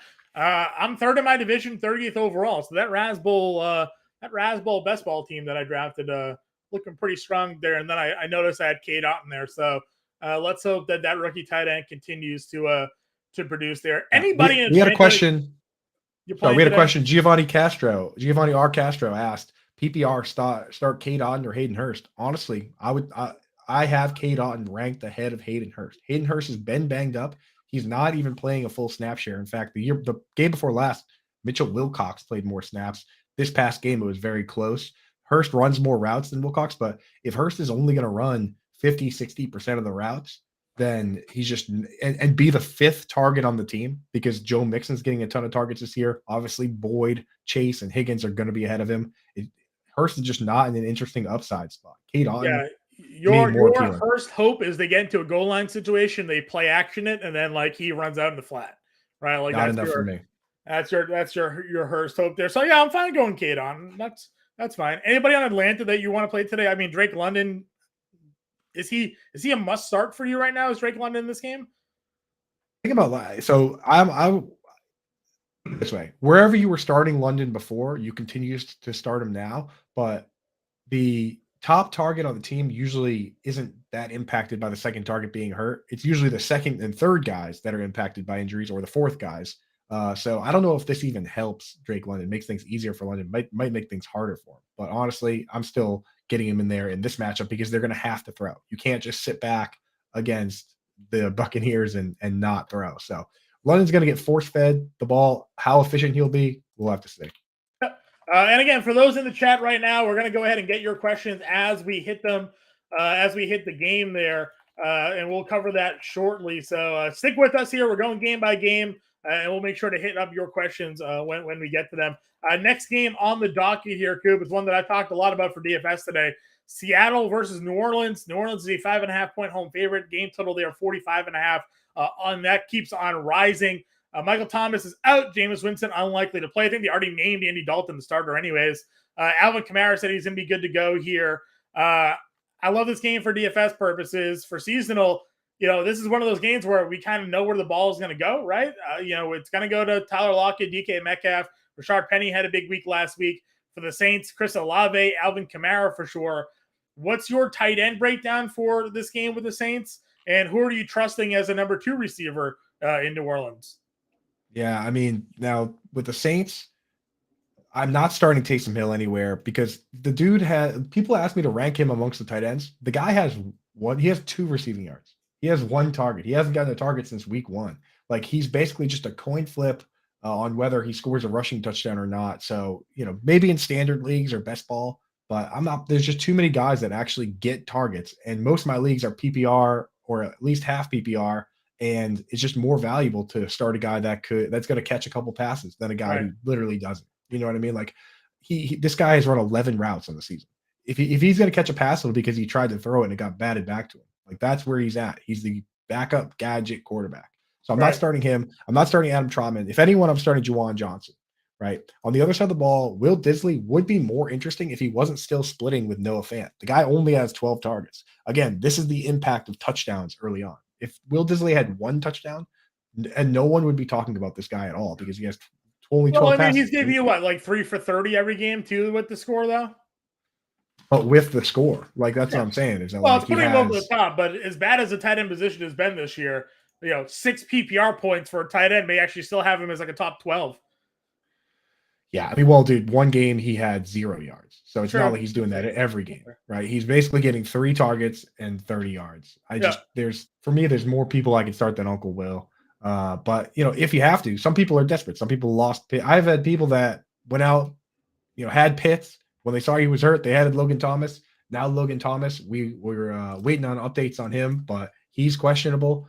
Some people, they got no choice but to start Will Disley, but that's the kind of player, that's the kind of starter it is. If you have any sort of choice, there's probably better options. Get your questions in there now, and I'll tell you. Or you can just go to my page if you want the answer now at Coop A Fiasco on Twitter. I have my full rankings up there. I posted them yesterday. Yep, I agree with you there. Again, we'll continue to get questions as they come through for us here, in the chat. Next game here we have Houston versus Jacksonville. Jacksonville minus given 7, 43.5 game total here. Brevin Jordan out. Zay Jones, we're waiting on his status for today. I know Howard Bender's a big fan of Jacksonville for today. What are your thoughts on this matchup? Yeah, I think Jackson's going to steamroll, honestly, in this one. It's a good matchup for these guys. I'm still rolling out Evan Ingram where I have him. You don't have to in your leagues, but I honestly think what we saw the first 2 games from him, he's more like what we're going to see. And then he had 2 games where he faced Derwin James, who's a very tough matchup for tight ends. He was the guy that suplexed Travis Kelce a couple weeks ago. And then last week he played against the Eagles defense, arguably the best defense in the league. And it was a hurricane, and the quarterback fumbled 4 times. And Christian Kirk got 5 targets. And before he even caught a single one, he went like over 5 on his first targets. Like, nobody could do anything in that game. So I think this is a bounce back game. But again, this is the last hurrah for a guy like Evan Ingram too. Like, if he doesn't do anything here, you can't trust him moving forward. Right. So I'm stashing him or starting him in a lot of places. And this is the last call for him. On the Houston side, you're starting Dameon Pierce, you're starting Brandon Cooks where you have to, and beyond that, can't really trust anybody. Nico Collins is just kind of the guy that's kind of been right there. You know what I mean? I've been using Nico Collins a little bit as like a spend down spot, but you've sent some tweets out in regards to OJ Howard. So do you have any OJ Howard interest on the slate? OJ Howard's a guy that I'm stashing. I mean, you could start him in DFS. I mean, that again. Yeah, DBP is $2,600. So exactly the barrier to entry on that is a lot lower. But keep in mind, this is what these teams do. These bad teams do, and it's a smart thing to do. This is what the Dolphins did in 2019. Is that like they were running live tryouts? They would have a game where Isaiah Ford plays the entire game, and you're like, oh, Isaiah Ford's a thing, and then they would cut him the following week. And then Mac Hollins would play the entire game. And then they would put Mac Hollins on the bench. And then Preston Williams would play the entire game. Like, sometimes these teams do that where they give these guys tryouts. So Farrell Brown would play the entire game. And then they would just say, hey, you know what? You're not going to be part of the future of this team. Cut him. Last week, OJ Howard played the entire game, 43 of 57 snaps, 28 routes run. But you don't know. Like, this game, it could be Mason Schreck, or it could be Jordan Akins. You don't even know. So it's worth a risk in DFS, but not in your real league. There's too many better options in real redraft leagues than OJ Howard. Yeah, I agree with you there. Coop, we have Deontay Johnson or Brandon Cooks for half PPR. Deontay Johnson. Yeah, that's a Elena start in YouTube. Yeah, like just for everybody in the YouTube, we're taking your questions and we're putting them with the applicable games. So just hang tight till we get to those games, and then we'll hit your questions. So Elena Start asked us a little earlier, Deontay Johnson or Brandon Cooks, half PPR. Deontay Johnson's got that bad weather game, but I think I still trust Deontay Johnson over Cooks. Yeah, because he's not going to throw deep, right? So they're just going to kind of throw short to him. A game we already hit on, Devontae Parker or Hawkinson today? Probably Hawkinson, right? Hawkinson, yeah. Tough to trust Parker. Yeah, tough. I agree with you. Tough to trust Parker right now as well. A game we're getting to right now, Garrett Wilson or Gabe Davis in a full PPR. Garrett Wilson or Gabe Davis? I think I still have to go Gabe Davis, even with the wind. I kind of like Garrett Wilson. I'm not going to lie to you. Yeah, I mean, Garrett Wilson did, as we we talked about when Nick Durst came on, he did step up his snap share, and Zach Wilson seems to like him. Yeah, Zach Wilson's biggest yardage total today is 255.5. So this is probably a good example of where it's close enough that the wind should be the tiebreaker. And because of how windy it's going to be with that Bills game. And the Bills might just run it easily and just make it a short game for the Steelers. So, yeah, go with Garrett Wilson. Have some fun. Tyler Gardner wants to know Montgomery, Herbert, or Damian Harris in a full PPR. Well, Montgomery's going to play today. So it's basically David Montgomery against Minnesota or Damian Harris versus the Lions. I'm going Damian Harris. Damian Harris versus the Lions. Yeah, I knew we were going to get these questions that had both Montgomery and Herbert in them. Anybody that's listening that has one of those questions, you can just take Herbert out. We're never going to tell you to start Khalil Herbert over David Montgomery, because when David Montgomery's playing, he's the starter. They've already shown us that. So you got to go that way. Tyreek Hill in cash games. Yep, lock and load. You can use him in there. He's going to be active. I'm fine with that. Another game we just touched upon, Ben Mano wants to know Chris Godwin and Amon-Ra St. Brown in full PPR. This one I think is a little bit closer. Yeah. So John, I'm just got to ask you, dude, that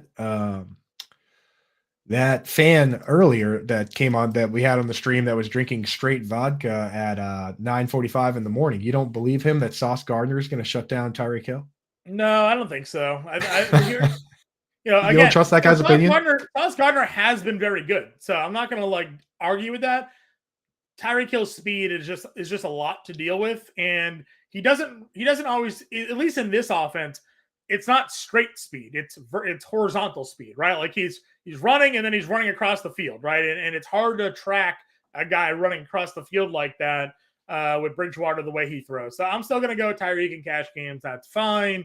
The question was Chris Godwin or Amon-Ra St. Brown. I'm starting Chris Godwin. He played 53 of 64 snaps. He ran 49 of 57 routes. He's back. He's fully back. Yeah, Chris Godwin. I got very worried when they threw him out there on like a goal line set. He got crunched and they had to take him off the field, but he came back out there. So I worry a bit that he could be made of glass a little bit more now lately, but I'm rolling Godwin out there. Then again, last question here, because the guys we've talked about, Gabe Davis, Jalen Waddle, Chris Olave, Drake London needs 2 in a 10-man standard league.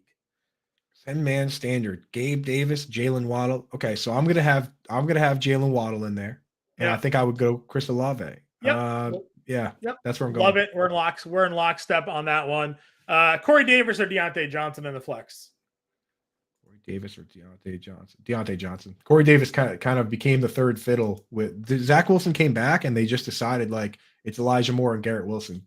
Corey Davis kind of took a little step back in terms of usage, so you got to go that way. Yep, I agree with you there. Next game, Pittsburgh, Buffalo. We've talked about it. Wins the story here. 14 total, 45.5 spread. I don't think Pittsburgh's going to get much of anything going in this game. I like the Buffalo defense. We've talked about it in certain spots. You can play Deontay Johnson if you want.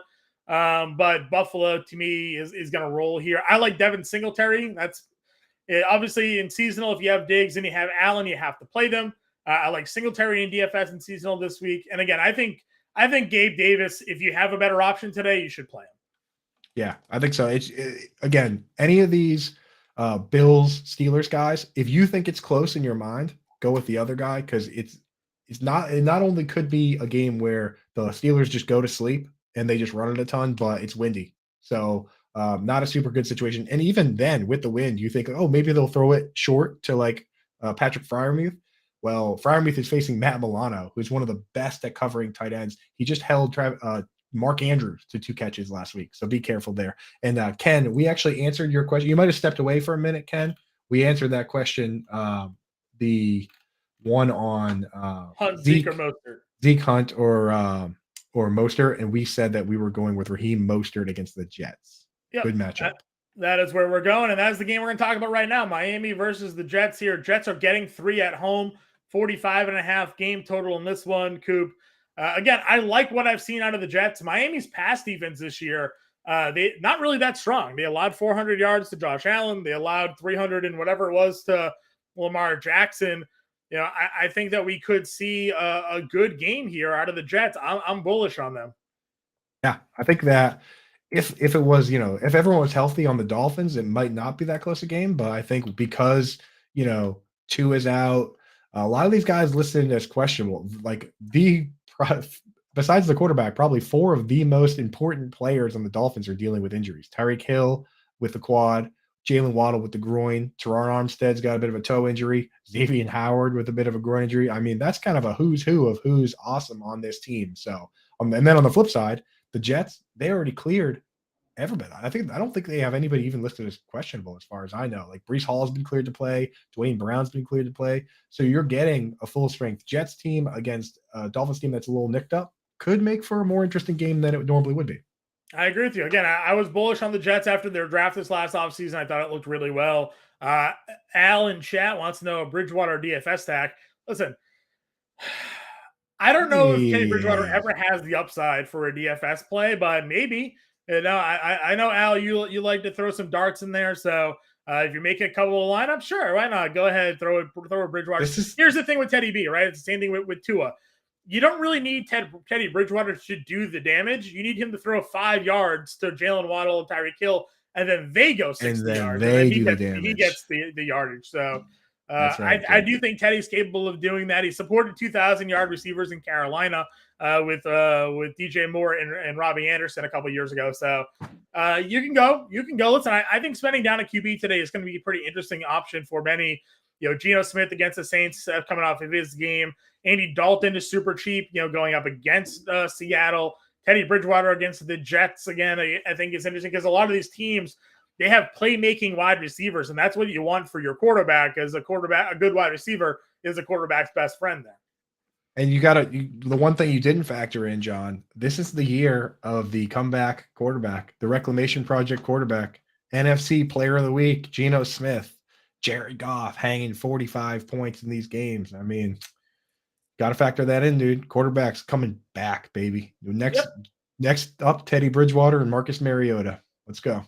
Yeah, that's basically where we're going for sure there.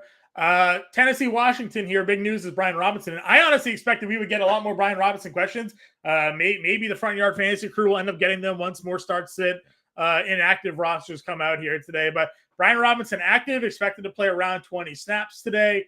Jahan Dotson's out. Logan Thomas is questionable for the Commanders.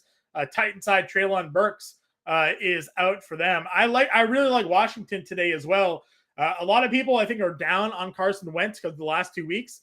But the last 2 weeks, as we've talked about, we had them going up against really strong defenses in Philadelphia and against the Philadelphia and Dallas. And this is now, a much easier matchup for them going up against Tennessee, a Tennessee defense that has really struggled against the pass this season. Fourth most passing yards allowed, the most passing touchdowns allowed this season. So for me, I think this is a really good spot for the Washington passing offense here, Coop.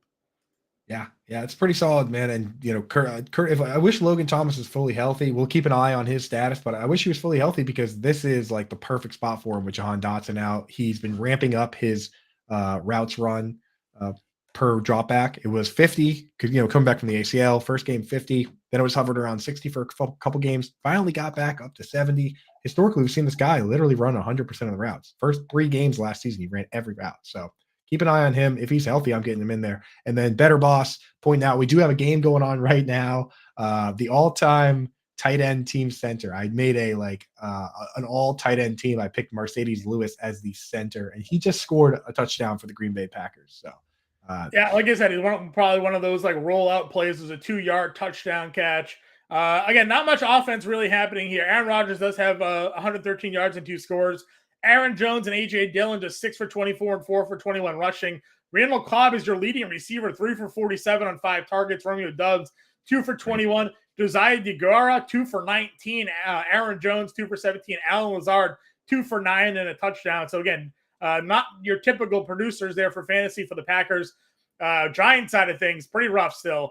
Daniel Jones, just 4 completions for 45 yards. Saquon Barkley, 5 for 14 rushing. Darius Slayton, 1 for 26. Marcus Johnson, 1 for 12. Daniel Bellinger, 1 for 11. Saquon Barkley, 1 for -4. So on 4 targets. Not much going on there for the Giants. 7 minutes ago, still in the second quarter. So plenty of time to turn it around, Coop. And let's turn it around back to Nick Durst. He's still in the parking lot out there for this Miami Dolphins New York Jets game. We had him out there. A pretty interesting set of interviews earlier. He's still in the parking lot trying to find everybody here, giving us some fantasy questions. So we'll be joined by Nick Durst right now. Hey, Nick, man, how we doing? I'm doing well. Guys, I have a really exciting guest for us. I think I found the ultimate JETS Jets fan. It's really a sight to be seen. Look at this guy here. Yeah. Show us your jersey in the back. It's Pepe legit, and we're gonna show off the pants. Oh, it's a kill. That's strong. It's a kill, dude. dude. The Jets tattoo. So this guy is a huge fan. So, sir, where are you from? I'm from Scotland. All the way from.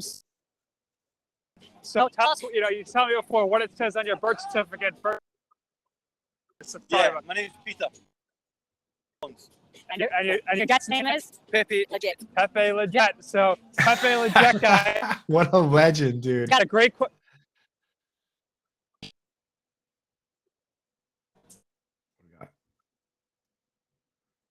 what's your question? Yeah. So, what do you think of Zach Wilson's progress? So he was asking about Zach Wilson. He wants to know if there's any fantasy value for Zach Wilson going forward this season. Tell him absolutely. Yeah. I mean, with those weapons, Breece Hall, Garrett Wilson, Corey Davis, Elijah Moore, even Michael Carter can catch. You got Tyler Conklin looking good. All the weapons are in place. It's all on him now, and I think he's got the swag. I think he can do it. So let him know. I'm a big fan of Zach Wilson. I love the supporting cast they're building around him. That offensive line is getting healthier. I think it's all systems go for the Jets. As a Patriots fan, it pains me to say that I think the Jets are honestly on the right trajectory here in their rebuild. So they're saying lots of, and the Jets are on the right track in the rebuild, but it pains them because they're Patriots fans. Oh, you never told me that. I thought we were talking to. Can I say Patriots? Yeah. Yeah. And Not happy. The Jets not happy. Thank you. I do agree. Probably the best Wilson quarterback in the league right now. But we'll show you what we usually do. We got some grilling action going on here. Look at that.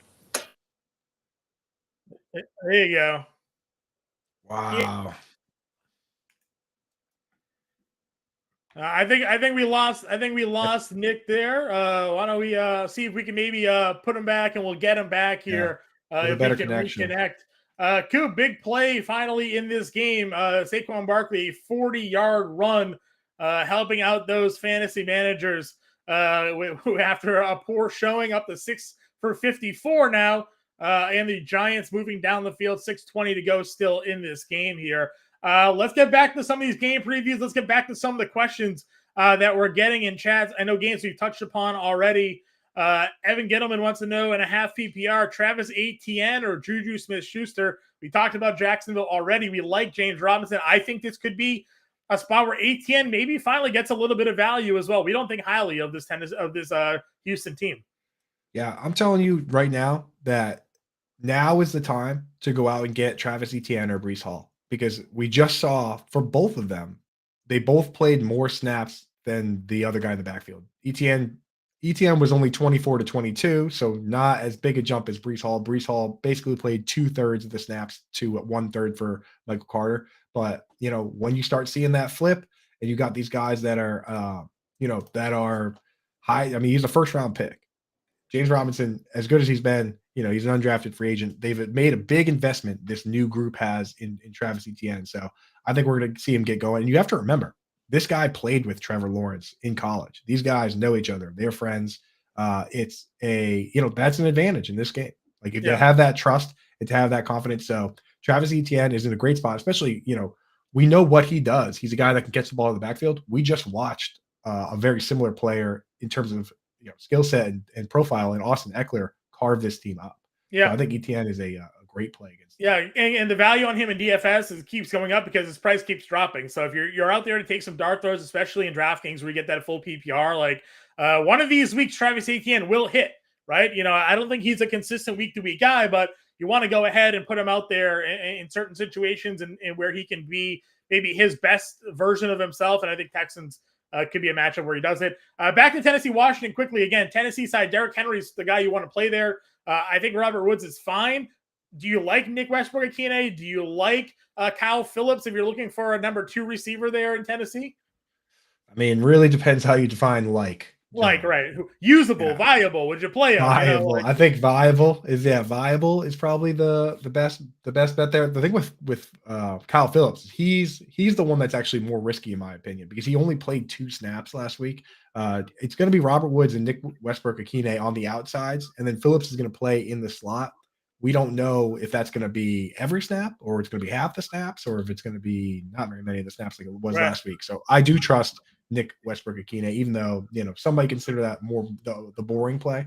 But if you're in those deep leagues, start him. Like if you're in Scott Fishbowl, we got to start 11 dudes. That guy's probably a guy you're starting. Yeah, for sure. And we talked about Washington already. It's all systems go for a lot of their guys. Brian Robinson is going to play about 20 snaps today. Downgrade Antonio Gibson. I don't know if you can use Robinson. So here's my thing. I think Robinson will get some red zone carries. So I think there could be some value to him because that was what his initial role expectation was. He was going to be that short yardage red zone guy. They could give him some of those early looks. So if you wanted to throw a dart at Ryan Robinson this week, I think that's fine. But I do like the receivers. Terry McLaurin's one of my favorite plays today going up against this Tennessee defense. I think he's stackable with Carson Wentz. Curtis Samuel, we know as well, a guy that can catch the football. A lot of targets go his way. Jahan Dotson being ruled out could give him some added value, along with Logan Thomas. We keep seeing his snap count increase and is more involved in the passing offense last week. Commanders, I think teams are going to be down on because of their last 2 games against tough defenses in Philly and in Dallas. I think this is a great spot for a bounce back here from the Commanders. And we have a question pertaining to Curtis Samuel in a standard league. Need to start 2. Deontay Johnson, Amari Cooper, or Curtis Samuel, Coop? Honestly, because if this were a PPR league, I would say Curtis Samuel, but in standard, he's just not as appealing. Guy gets 10 targets, has 48 yards. I mean, I don't love that. So I think I'm going to start Deontay Johnson and Amari Cooper. Or, with John Dotson out, is that enough for you to go with Curtis Samuel? The thing is, with him out, I don't think it makes Curtis Samuel run deeper routes. And the guy's getting 10 targets. I mean, what are they going to give him, 15? I don't know. Yeah. So. No, I agree. I agree with you. I like that he did score a touchdown in week 1. I do think that when they get in the red zone, there's some of that viability because they run those shorter routes with him, and you get him inside the 5, you run a wide receiver screener, and he also, as we talked about, he does carry the football. Now, last week, Coop, when we were on here, we talked about Curtis Samuel's rushing prop of 9.5 yards.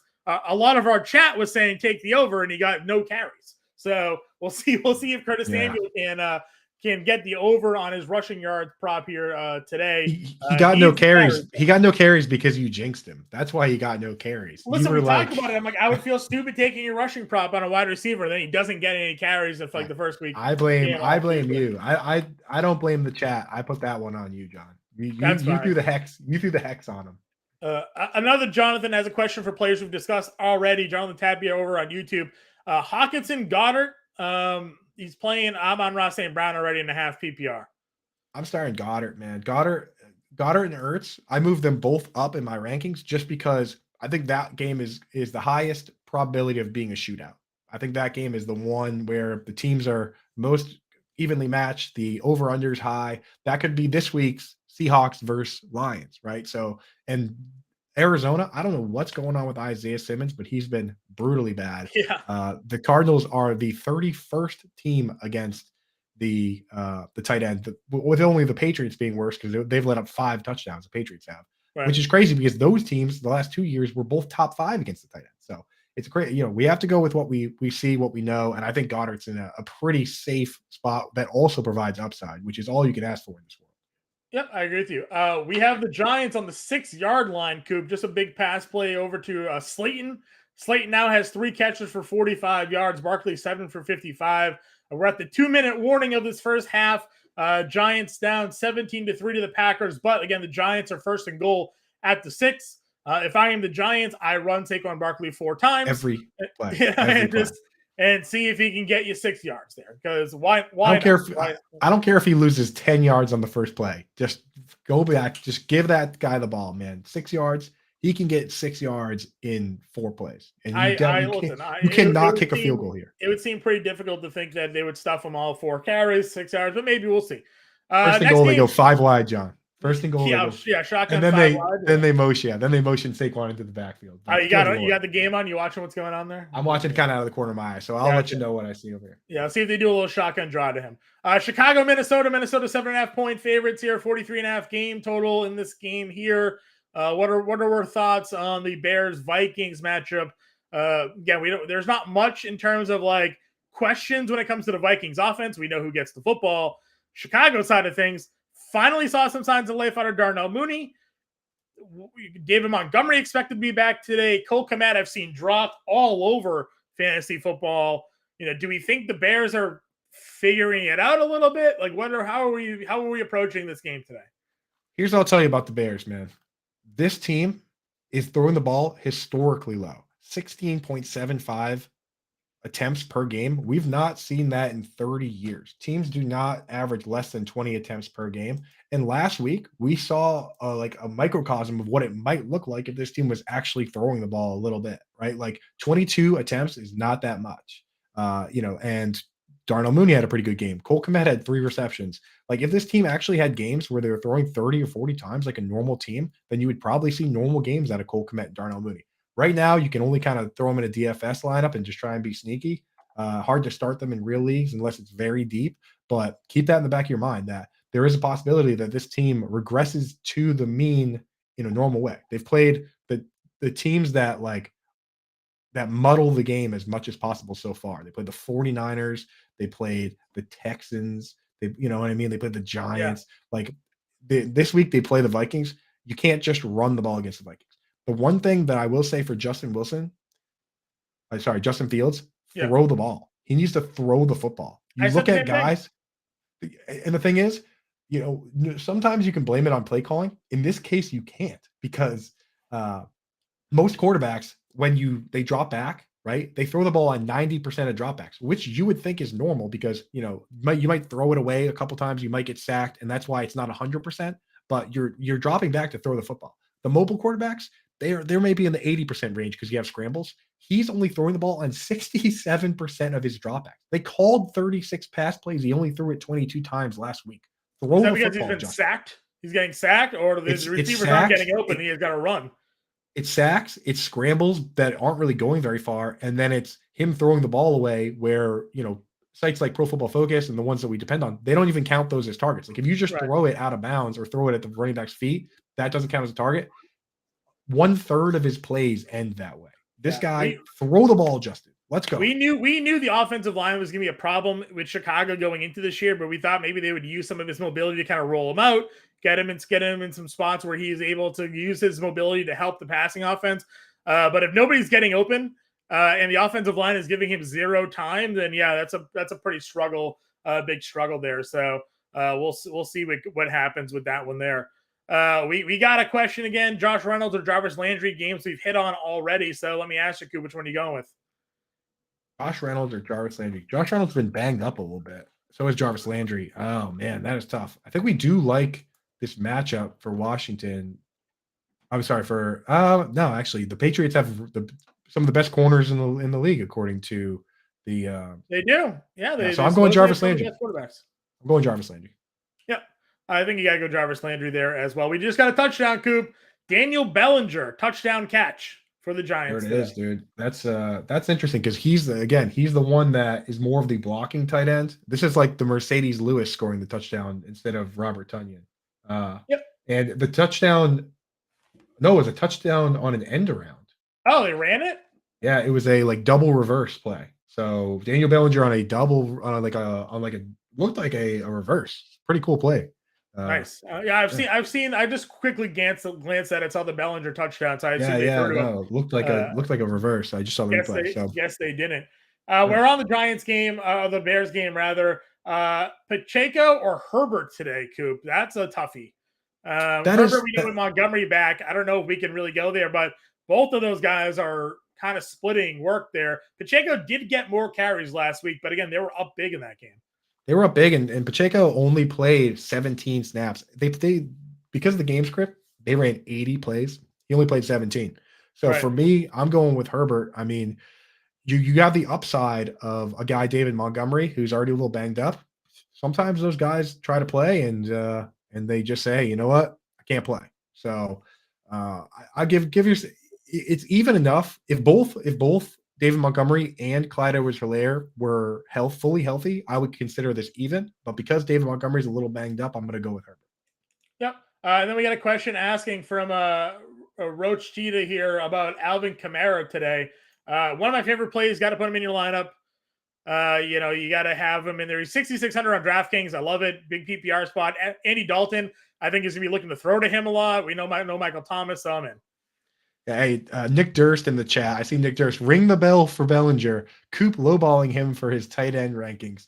Nick, let me know how many tickets you just cashed for Daniel Bellinger rushing touchdown today. Good call on that one, dude. I didn't see that one coming. I think that's why I had him too low, Nick. So yeah, good call on that one. Yeah, we got a defense question here, Coop. Dallas, Philly, or Jacksonville today? Dude, can't start Dallas against the Rams. Can't start Philly against So let me ask you: can you start Dallas against the Rams? I guess you can. Matthew But Stafford hasn't scored a touchdown in 2 weeks. Jags Texans though. Dallas gets Rams. Jags get the Texans. That's the question for me. That's true. That's fine. I think it's if you put it this way. If you have to drop someone to pick up the Jags, just start Dallas. Don't drop Dallas's defense. They're too good of a defense. So don't drop them to pick up the Jags. But if you can afford to hold 3 defenses or whatever you got going on, hold all 3 and start the Jags. But you have the Cowboys and Eagles defense. If you just have the 2 defenses, Cowboys and Eagles, you're probably good for the rest of the season.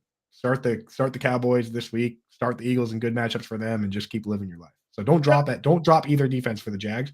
But if you have the luxury to start anyone you want, maybe the Jags. Maybe if it's DFS, start the Jags. Yeah. San Francisco 49ers going across to Carolina here. Panthers are getting 6.5 points at home, 42.5 game total in this one. 49ers, as we've talked about with Jimmy G now under center, we kind of know where the ball is going. Deebo Samuel, Jeff Wilson. You've been tweeting a lot about George Kittle this week, though. A lot of people are down on him. He is the top priced tight end over on DraftKings this week. Are we ever expecting the George Kittle of old to show up, or is this just where we're at now when it comes to Kittle, snap count, and the way they're being using him? I think people are forgetting the way that George Kittle operates, right? Like, not all these guys are built the same. Darren Waller, you always started him because he had the upside of having 15 targets in any given game. That's why you started him. He always had bad games. Same with George Kittle. He always had some games where the game script didn't go in his favor. But the reason you start this guy is that he has the upside of monster plays at any given time. Over the last 5 years, no tight end has more 40-plus yard big chunk plays than George Kittle. He has 12. Travis Kelce has 10. No other active player even has – the next highest active player has 5. I think it's like Gerald Everett and Evan Ingram over their entire career have 5. He has 12. And he has 3 plays of over 75 yards, including a couple 80-yard plays, which nobody else has. That's the beauty of George Kittle. He's going to have these monster games, and the blocking helps him with that. People say it's too much. He's blocking on only 10% of his pass plays this year. In 2019, he was blocking on 15% of his pass plays, and he was tight end like 2. So George Kittle, for me, it's such a small sample size. He's only played 2 games. Get him in your lineup this week and just see what happens. All right. Yeah, I think that's a good way to go about it here. Deebo Samuel is one of my favorite, I think, low roster DFS plays over on FanDuel today. Deebo Samuel is actually priced kind of down given the way they kind of price out their guys. So I'm a big fan of Deebo here against Carolina. On the Carolina side, we finally got that passing work out of Christian McCaffrey, but this is a really tough matchup for him against San Francisco. I think San Francisco defense here against Carolina could be pretty strong. My one problem is that Baker Mayfield's not really turning the football over. He's not playing well, but he's not turning the ball over either. So I don't know how many points San Francisco can hang up there if he's not putting up picks. Yeah, he's not really doing anything. Baker Mayfield. Yeah, no, he's not doing anything at all. Cooper's quick circle down back to the Tampa Bay game because as I'm scrolling through some updates on Twitter, someone retweeted Antonio Brown, who tweeted out an image. Daddy doesn't live here anymore. It's a book about divorce. So Antonio Brown's still out there trolling Tom Brady. I don't know if Tom Brady takes personal offenses to those things or not, but maybe extra motivation for Mr. Brady there against Antonio Brown's such a loser, dude. Yeah. He really truly is. Like, well, like this guy, he was the number 1 wide receiver in fantasy football PPR for 4 straight seasons, and he managed to take that, which should be Hall of Fame career, and turn himself into a joke. So yeah, embarrassing that guy. Blame Montez Perfect, maybe. We'll see. See if that actually embarrassing. All right, we're getting close here, John. Let's rapid fire some games. Yeah, we got some more things. So we got Dallas Rams. We got a question in that game: Zeke, Pollard, Akers, Henderson, or Robinson. He needs 2. I don't know if this is a showdown slate or not, but Love 74 got to get 2 of those guys. Zeke, Pollard. Well, I'm starting Zeke over Pollard, so take Pollard out. Akers, Henderson. Henderson's or getting Robinson. Or James Robinson? Allen Robinson. Oh, Allen Robinson. No.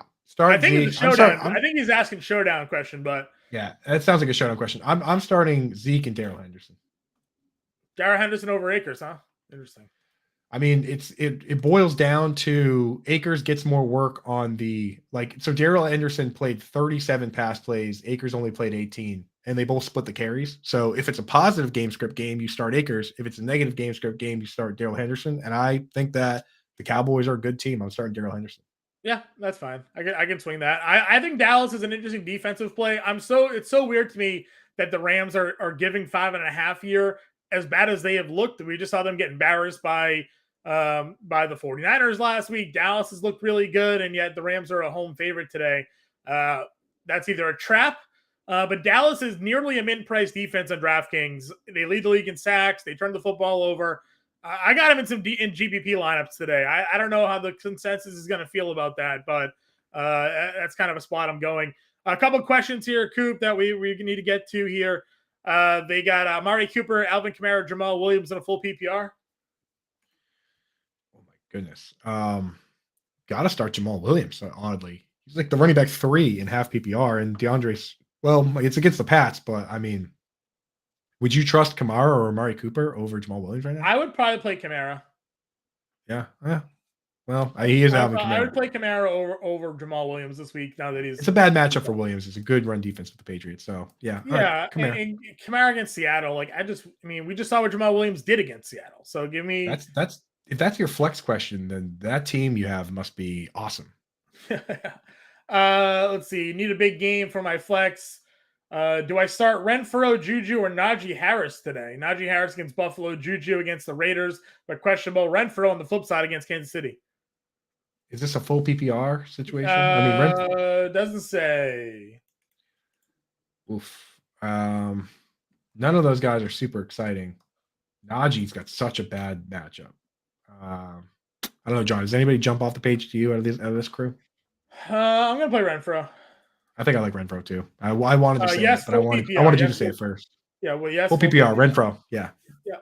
And then PPR league, got to sit one, Lockett, McLaurin, or Pierce. We like both wide receivers. What are your thoughts on Pierce against Jacksonville? I think you cannot sit Tyler Lockett right now. And McLaurin with no Jahan Dotson's a boost. So I think I would sit Dameon Pierce. Yep, I'm with you that one as well. They're -7. They're 7-point dogs, and running is the luxury of the winning team. And they still do use Rex Burkhead in some pass plays. So I don't know about Dameon Pierce right now. Yep. Quickly get to these other games here before we wrap it up. Philadelphia, Arizona, Cardinals getting 5.5 as a home underdog, 48.5 game total here. I'm surprised to see the high total. Eagles defense has been nails, number 1 defense in fantasy so far this season. Getting them in a dome. Jalen Hurts and that offense has been all over the place in terms of putting out production. Arizona has been slumping, but they've managed to come through at the end of games. How are we feeling this week about the Arizona Cardinals? Yeah, I think they badly need DeAndre Hopkins back because teams are just sitting back in coverage. I went to the game when I was out in Arizona, and teams are just sitting back and saying, go ahead and throw it underneath. And Kyler Murray's saying, okay, and throwing 17 times to Marquise Brown, just throwing it to Zach Ertz. They have nobody to stretch the field. So they need Hopkins back. Maybe Rondale Moore can help there, but he's not a very big player. He just is another one of those underneath guys. Greg Dortch was getting 1 million targets.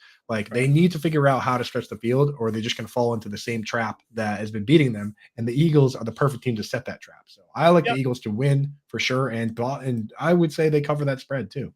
Yeah, and the Eagles, at least we know the offense is fairly straightforward. It's Hurts, it's AJ Brown, Alec Goddard, Devonta Smith, no real strange to what's going on there. And last week in the weather, Miles Sanders finally came through for us.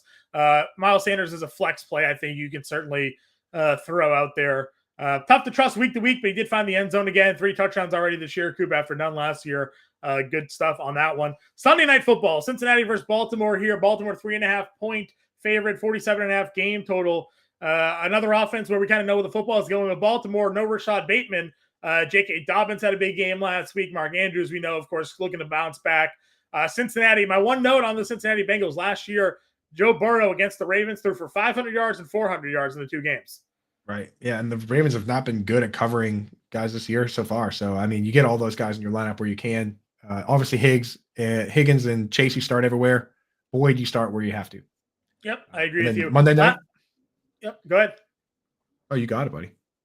Yeah, last game, Monday Night Football, Raiders, Kansas City Chiefs here, 9.5-point favorites at home. Kansas City, 45.5 game total. Renfrow going to play in this one. Juju questionable. One quick thought here on this one, Coop, and we'll see if we can get a couple questions before we end this one. If the Raiders don't win, then they're in big trouble because they're going to be 1-4. Yikes. Yep, I agree with you on that one here. Again, we just got a field goal in this game for Green Bay at halftime, 20-10. Green Bay over the Giants.